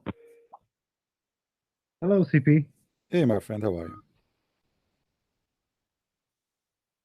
Hello? Are you there? Specific verse. Can you say Yeah, I lost you. Yeah. Go I ahead. went to the highest authority on Islam in Egypt Okay. to ask about. I went to the website and they gave there's a number and it says toll free and you request a fatwa, and I asked them for the tafsir for this one. Funnily enough, I gave them all the details and I requested a fatwa, and they ripped me off and they never gave me a fatwa. They never gave me the proper tafsir. Like the Quran, he said, انتظروا وانتظروا معكم. انتظروا. Wait. It's going to come one day. Yes. It's going to come one day. You know, anyway, I mean, the verses are clear. Allah here Very clear. is insulting And the if you Jews for not killing the Palestinians. He don't like them. He said they are coward, they are bad. They abandon Moses to go and do jihad against the Palestinians. He is praising two men who agreed to attack the Palestinians. Yes. Also, I checked some of the tafsirs for this, like on my own, and they give really stupid excuses for the matter. Like, for example, that the promise that God gave them to enter the land was only for a temporary period of time, and that somehow justifies this becoming a Palestinian land. Can you see how? No, you see, I debated many Muslims before about this. They say at that time the people there, they were pagans, so it's okay to kill them. This is the logic of the Muslims. So it's okay to kill a pagan. Yeah, because those Palestinians, very logical. Those Palestinians, they are Muslims at that time, so it's okay to kill them. But now you have no right to kill them because they are Muslims. They have protection of Allah. This is the hypocrisy of the Muslims. Yeah, you can kill anyone who's not a Muslim, but if you kill a Muslim, the whole world, the whole Muslim world falls apart. Yeah, you can kill a Muslim if he is just from other sect. It's okay, like because Muhammad, he allowed Muslims to kill each other anyway. Yeah, if he's a Shia, yes. If he's a Shia or Alawi or all these people, you can kill. Not only a Shia. The Quran confirmed that if there's two sect of you have a dispute, and support the one who's right. But Muhammad, he never said who is the one who's right. Everybody says I am the right one. So now the Sunni themselves, they kill each other. You know, the Sunni, they kill a lot of Sunnis, not only Shia. Because anyone, as an example, if you go right now, as long as you are searching about fatwa, you can go and search right now for the ones who claim that the Quran is created. There is many Sunnis, they believe for some time that the Quran is created. The Muslims, they issue fatwa until now that anyone believe that the Quran is created, he is a kafir and he should be killed. And from the time of Muhammad, there is many incident of people who were slaughtered for believing that the Quran was created. This is why, like, you know, there's a group, they call them al-Mu'tazila, you know. So yeah. The second you just disagree about an opinion, the majority, they will kill the minority. And if the majority in this place became minority in different place, they themselves, they will be killed. As an example, in certain time, Egypt used to be what? You know? Do you know what Egypt used to be? A Christian nation. No, before, I mean after. When Islam took over, became Shia. It became a Shia? Yes, the Fatimiyyin. Right. So the Shia controlled Egypt for a long time. During that time, if you are a Sunni, you are a potato there. They will kill you. Suddenly, the Sunni took over. The king became a Sunni. Everybody transferred into Sunni overnight. Where the Shia? What happened? Have you ever heard of a nation? The whole nation changed overnight? Because this is not really people who convert because they are, you know, convinced, but because when you put the sword in the neck of people, they change overnight. Yeah. The king is Sunni, they are Sunni. The king is Shia, they are Shia. Who care? They want to live. People, they are poor, they want to live. If there's anything else, my friend? Yes. I wanted the actual sources for Muhammad's name being Qasim and not Muhammad. Yeah, you can find that actually in many sources. You speak Arabic, right? Yes, I do. Yeah, you can search. There's an article written by Dr. The Tunisian writer. Right. You can go and but if you can get the article, he gave a lot of source actually, and if you can get his book too. However, this is exist in Ibn Kathir. This exists in many places. That what happened that the grandfather of Muhammad, he used to have a child before Muhammad. Remember Muhammad, he is an orphan, right? He is supposedly an orphan. All right, which is what they say. However, his grandfather, he have a son, which means this is the uncle of Muhammad. He have an uncle. Yes. His name is Qasim, and Qasim, he passed away. So the Arab, what they used to do, the first baby is born after the one who passed away. They name him by his name. So he caught the name of his. He got the name of his uncle, Qasim. Yeah. Anyway, the Muslim, they say this is not true. Many of them, but for sure there's a lot of evidence about that. And in the same time, the stories of the Quran and Muhammad confirm that this is not his name. Because if Muhammad's name is Muhammad, why his name in different verse in the Quran is Ahmed? Why it is Mustafa sometime? The name of a person, that is not a name. That is it's an adjective, not a name. It's a title. He praised himself that he is Muhammad. Simply, he was a person trying to replace Jesus. He's trying to be Jesus of today, of his time. So he is the praised one. People before it's a very intricate and very well made system, to be honest. If Muhammad really came up with this on his own, then I really think that he has like enough intelligence to do something like that in his time. Don't you think? It's not about intelligence. Sometimes you can be a stupid and you became a king because opportunity is coming. He said the right things in the right time. No, it's not actually. It's not even the right things in the right time. About he said no. It's about if you go and see how Muhammad he became what he became. Muhammad was rejected by all the good ones. The one who joined him, it was the gang. Al-Ru'a, yes. So the mercenaries. Missionaries. Mercenary. They join him. And he started attacking. He's a gang. Even the Muslim agree. He attacked the caravans. He steal the clothes and the food. This is what he is. What does this have to do with the Prophet? All in the name of Allah. Yeah, and almost he was destroyed. Actually, almost he was destroyed. But it was his luck, and things work in his side. The Arab, they were not united against him, so he was able to be successful somehow. And in the same time, the Persian and the Roman, they were fighting each other for more than 300 years, and both they are exhausted, totally exhausted. So Muhammad, when he finished with the Arab, he found nobody to stop him. The Persian are gone, the Roman are so tired. They've been victorious, yes, but don't have more men to fight. You see, remember in the Quran the chapter of a Roman where it says that the Roman they've been defeated, right? So the Roman, obviously they are not in good shape. They just defeated, and then after a few years defeated the Persian, which means both of them, they are really exhausted. They are defeating each other because both of them, they are almost, it's like two guys are fighting for 300 years and they have no energy left. So Muhammad, he came in a perfect time where both of them, they are sitting in the side of the fence and they cannot move. So he came in a perfect time.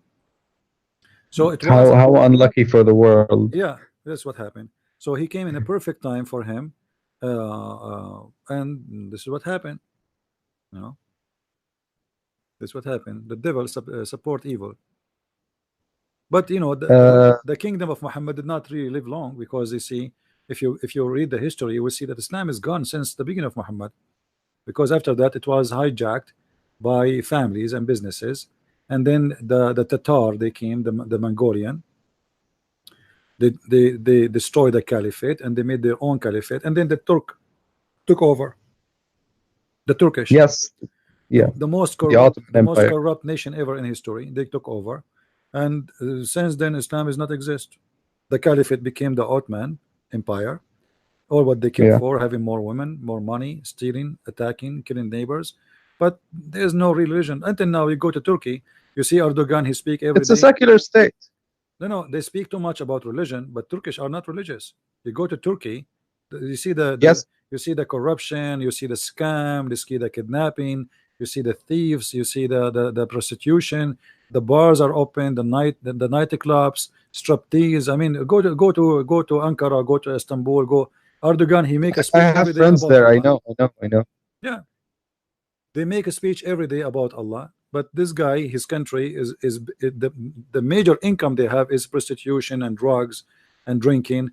Why Erdogan don't forbid alcohol in his country if he's a Muslim leader? He pretends he's a caliphate, but he's too much of a liberal Yeah, caliphate. where is the guy who will forbid alcohol? Isn't it alcohol forbidden? I mean, this is something little to do. I mean, you do not need to be genius to know that you as a Muslim supposedly should forbid alcohol. You cannot do that, because if you do that, his country will be bankrupt. They make a lot of money from tourism. If he close all the nightclubs and prostitution and all those things, the country is not already. The country will go back to the rubbles it used to be. The country is used to be a Constantinia, used to be a wonderful country. This is not even their country, you know. But since they came there, Yes, and they stole everything, and all what Ottoman Empire was built of stealing from the others for the sake of those who live in this area. But what I'm trying to say, that Islam as Islam is not exist no more. Islam is gone long time ago. This is what is left over, and today the Muslims are nothing different from before. They fight each other and they kill each other. Go and see what happened now in Turkey. Exactly, you know, the Saudi, the Emirati, the Bahrain, the Qatar, the Turkish, the Egyptian. I mean, it's a nations of people who hate each other to death. Yes. If not America, that is saddeningly true. If not America, right now, the Middle East will be burning. Turkey will attack Syria, Saudi Arabia, Egyptian, and they will attack Turkey. Iran will attack Saudi Arabia. The whole Islamic countries will be killing each other. Actually, already are killing each other anyway. War in Iran, war in Yemen, war in Syria, war with the Kurdish, war in Iraq, war in Afghanistan, war in Pakistan, war in Libya. I mean, where is there's a Muslim country they don't have a war? I wanted to ask you about one more thing. Are you familiar with the current Egyptian politics? No, not really, and I don't really. I just wanted to ask you about like the president. What do you think of him? I think all of them the same garbage. This is the Middle East, my friend. Okay. This is the Middle East. It's a you know, it doesn't matter how they try to color themselves as to look like nice, to be moderate. At the end of the day, all of them, they are racist. You know? Very, yes, and they are very. they discriminate you. They always find a way to discriminate you. You know, if you are black, they discriminate you. If you are not an Egyptian, they discriminate you. If you are an Arab discriminate Egyptian. Egyptian discriminate Arab. You know, the Middle East. All of it is messed up. This is why I don't like to live there. Actually, to be honest with you, I don't like to be there. No one likes living there. And even in here in America, I don't associate with Middle Eastern because they don't change. Even those who live in USA, they are racist. They are racist. You know, like it's not a secret. You go right now and search. You will find that the most ugly behavior toward black people you find in the Middle East. Go to Algeria. Algerian, they are African, but yet they treat I've seen it in my own country. Yeah, and they treat the black people as they are slaves until now. And in Libya, they are now having thousands of slaves. In Tunisia, if you know, go and see what they are doing to them in Tunisia. If you are a student from Africa coming to Tunisia, they treat you like garbage. They humiliate you. They beat you in the street. Same in Morocco. Same in Algeria. I've seen it. I've seen it here in Egypt. Yeah. See. So you know, it's a race. They are racist, and they always find a way to discriminate you. So you are a Christian, we will discriminate you. If you're not a Christian, we will find different else. You know, something else. You know. They always find some small minority that they have to push around. They have to abuse you somewhere, and they try to find a way to abuse you. The point is how we can abuse you and suck your blood. You know. Yes. So if you are not from a big tribe, we abuse you too. You know, if you are a poor, we abuse you. So let us say you are a Muslim, so he's not a Christian. We can't abuse him for being a Christian. He's a Muslim, but he's not from high class family. We can't abuse him. He's a poor guy. Everybody abuse everybody. Everybody steal from everybody. Middle East is hell. It is a hell. You have to be from a powerful family to live a nice life in the Middle East. Otherwise, Yes. you are no one. Yes. If you are from a powerful family, you live like a king. You can go buy your car over somebody in the street and nobody will arrest you. Nobody even will talk about it. That is saddeningly true. Yes. What do you think of this logic that these Arabs have? Is when you tell them, look at the modern Western countries and how they are, and look at us. Is this the God's chosen people or God's ummah or whatever? And then they say, but they don't have the deen. What do you say to this kind of people? You see, for me, the Western countries are not the best because of nice Yes. streets and etc. No, actually, the West is really getting to be garbage like the Middle East, the same as the Middle East now. Because you go in the West, you will find the Middle East there more than the Middle East itself. You go to the West, now you find like terrorists more than what you find in the Middle East. But I know what you are talking about they build the civilization, etc. They are advanced, etc. But this is not really the reason for me to look at the Middle East in a bad way. That is not really the reason.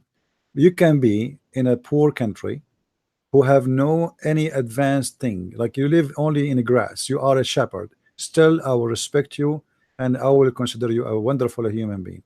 So I will not measure really a nation by how advanced they are, but I will measure them by their fruits. This is what Jesus said, from their fruits you shall know them. The fruits in the Middle East, that everything is corrupt, the judge is corrupt, the police is corrupt, the president is corrupt, everything around you is corrupt. The phone company, they cut your phone in purpose, and they call you and they say, they come to you to your door, they say, is your phone working? You say, let me check. You go inside, you find the phone is not working. They say, see, well, you make a request, but he is the one who cut the cable outside a second ago, so he will make you pay him, bribe him to fix it for you now, otherwise you will wait for your turn. Everything is corrupt. This is the problem. You know, they have a corrupt mentality, they have a corrupt society, and at the same time they are the most people speak about being decent, and they are so proud about how wonderful they are. You are in the Middle East, I am from the Middle East, and you know, when we speak about Western, we speak about them as they are garbage. Yes, yes. You know? And we are the look best. at the garbage West. Look at how immoral they are. Look at how irreligious they are. We have the deen. We are the best. If you speak about Western women in the Middle East, they speak about them. They are whore. But but if you go in the Middle East, you'll see how women, they are taking drugs, sleeping with around, and you know, they do everything in the book of the devil. But in the same time, they claim that they are the best of mankind. It's because of how they've been what's the word? You know, they've been kept away from these things, and they finally found the chance to do it. So yeah, but you know, I'm saying it's a society of hypocrisy. Everything is hypocrisy. In the Middle East, in the culture of the Middle Eastern, if you are a male, you can go sleep out. Your mother knows, your father knows, and nobody will be upset. If you are a girl and you do the same as your brother, you'll be crazy, you know. And this is why everything is done under the carpet. Women, they go sleep around, men, they sleep around. Number one product in the Middle East for women is virgin again. All women, they go sleep around, and then before they get married, they buy a product. It's called virgin again, where women, she inserted somewhere, and in the wedding night she claimed that she is a virgin, and then the husband, he will see the blood, and he will be proud that his wife, she is a decent woman, but in fact his wife, she did what nobody did before. There's a woman, her name is Foxy. Anyone remember her video, guys? Anyone remember the video of Foxy? This is a stupid Canadian woman who converted to Islam, and then she started living with the Muslim. and then she made a video to speak about the virgin. She is upset because they keep talking about you have to be a virgin, you have to be a virgin. And then she said Muslim women, she go in the library, they go under the table, they do it. I'm not going to say the language she is saying, very dirty. They sleep with everybody, and then you know they do it everywhere except there, and then they claim to be a virgin, but they are not virgin. So this video, I advise people to watch it. If anyone have it, please post it in the chat. I think it was called Foxy. I'll watch it after the stream. Yeah, if somebody can find it, if somebody remember the name or remember where we can find the video, please post it in the chat so they can see it. This woman, she converted to Islam, she lived between the Muslims, and she was shocked about how corrupt the society, that women, they wear hijab, they claim that they are decent, but in fact they do everything you can imagine and things you cannot even imagine. And she is, or obviously she is suffering because she is at the end of the day, she converted to Islam, yes, but they consider her as a Western, and for them, those people, they look at the Western that she is I don't want to use the bad word, you know, she is a, yeah. You know what I'm saying. So yeah, she is a very bad woman, as simple as that. Yeah. So she converted to Islam, she thought she would be treated nicely, she thought this is a decent community, and then she noticed how hypocrite they are. Anyone find the video of Foxy? Nobody. Maybe somebody will find it. Anyway, anything else, my friend, you want to say? No, thank you. This is great. All right, thank you very much for calling. You're welcome. And I will try to find the video for you so you can watch it. Thanks, CP. I can't play it here because they will make it copyright claim, you know. Yeah. The copyright strikes. All right, take care, my friend. You're welcome. Thank you.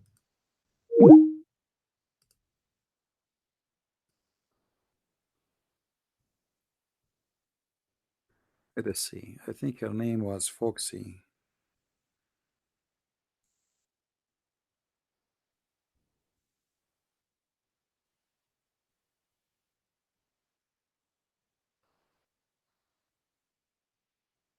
Well, this video should be kept online. Actually, people, they should spread it around because it's really present a lot of of the truth. Here we go. I found it.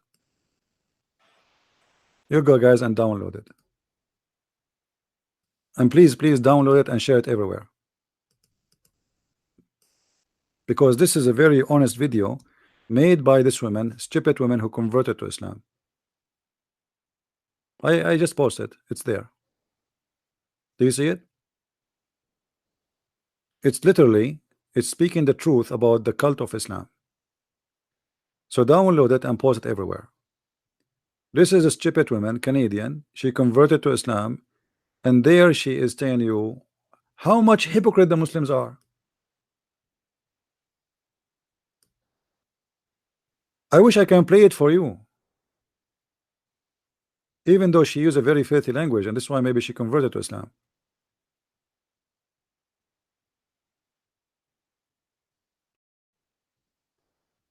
This site cannot be reached. What do you mean cannot be reached? You could not open the link, guys?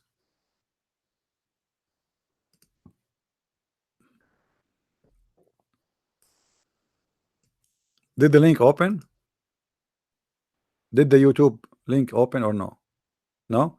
Okay, let me see. If I post it in the, I will post it in the info of the video here. Let me see. I think now it should open. It should show.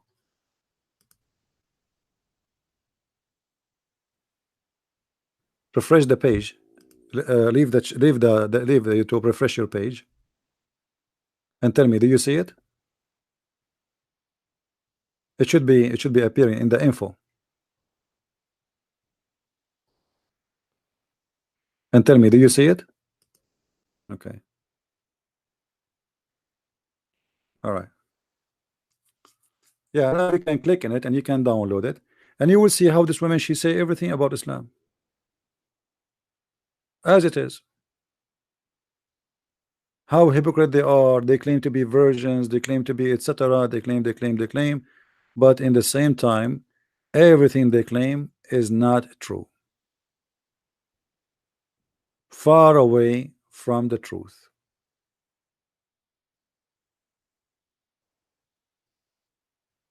But nothing new.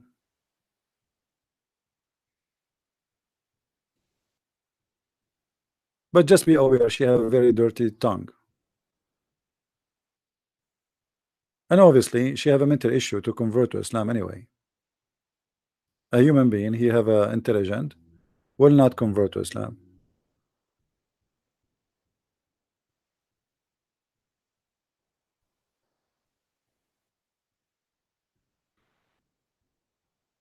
And this is why those videos should be spread all over, so people they can see, let's say, a witness from inside, from indoor.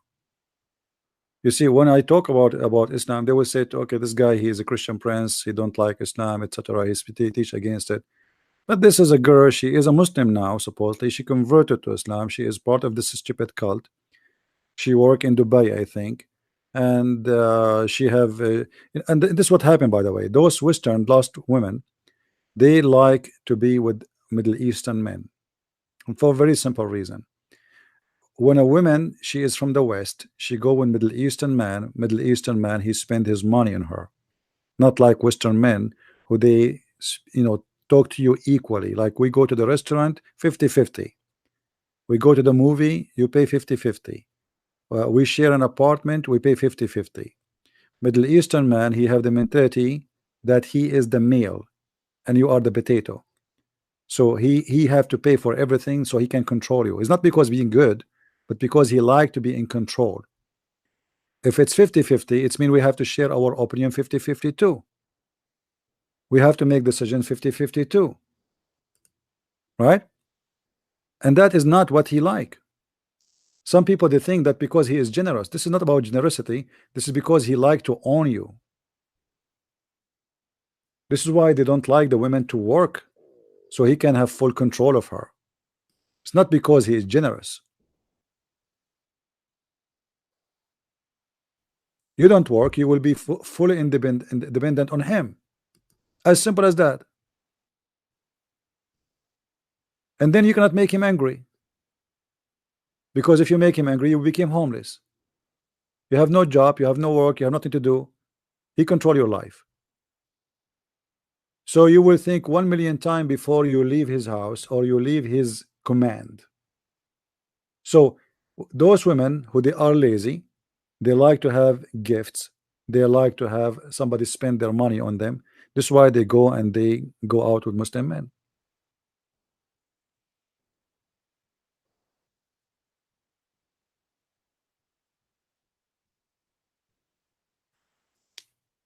They say to you that we are protective. That's not true. They like to own you, my friend. They are like a property. It is a property business. He own you. A person who trusts you, he do not need to be protective to the point he watch over you what you are doing. He will be scared that you will see someone and talk to someone because simply he don't trust you. He own you.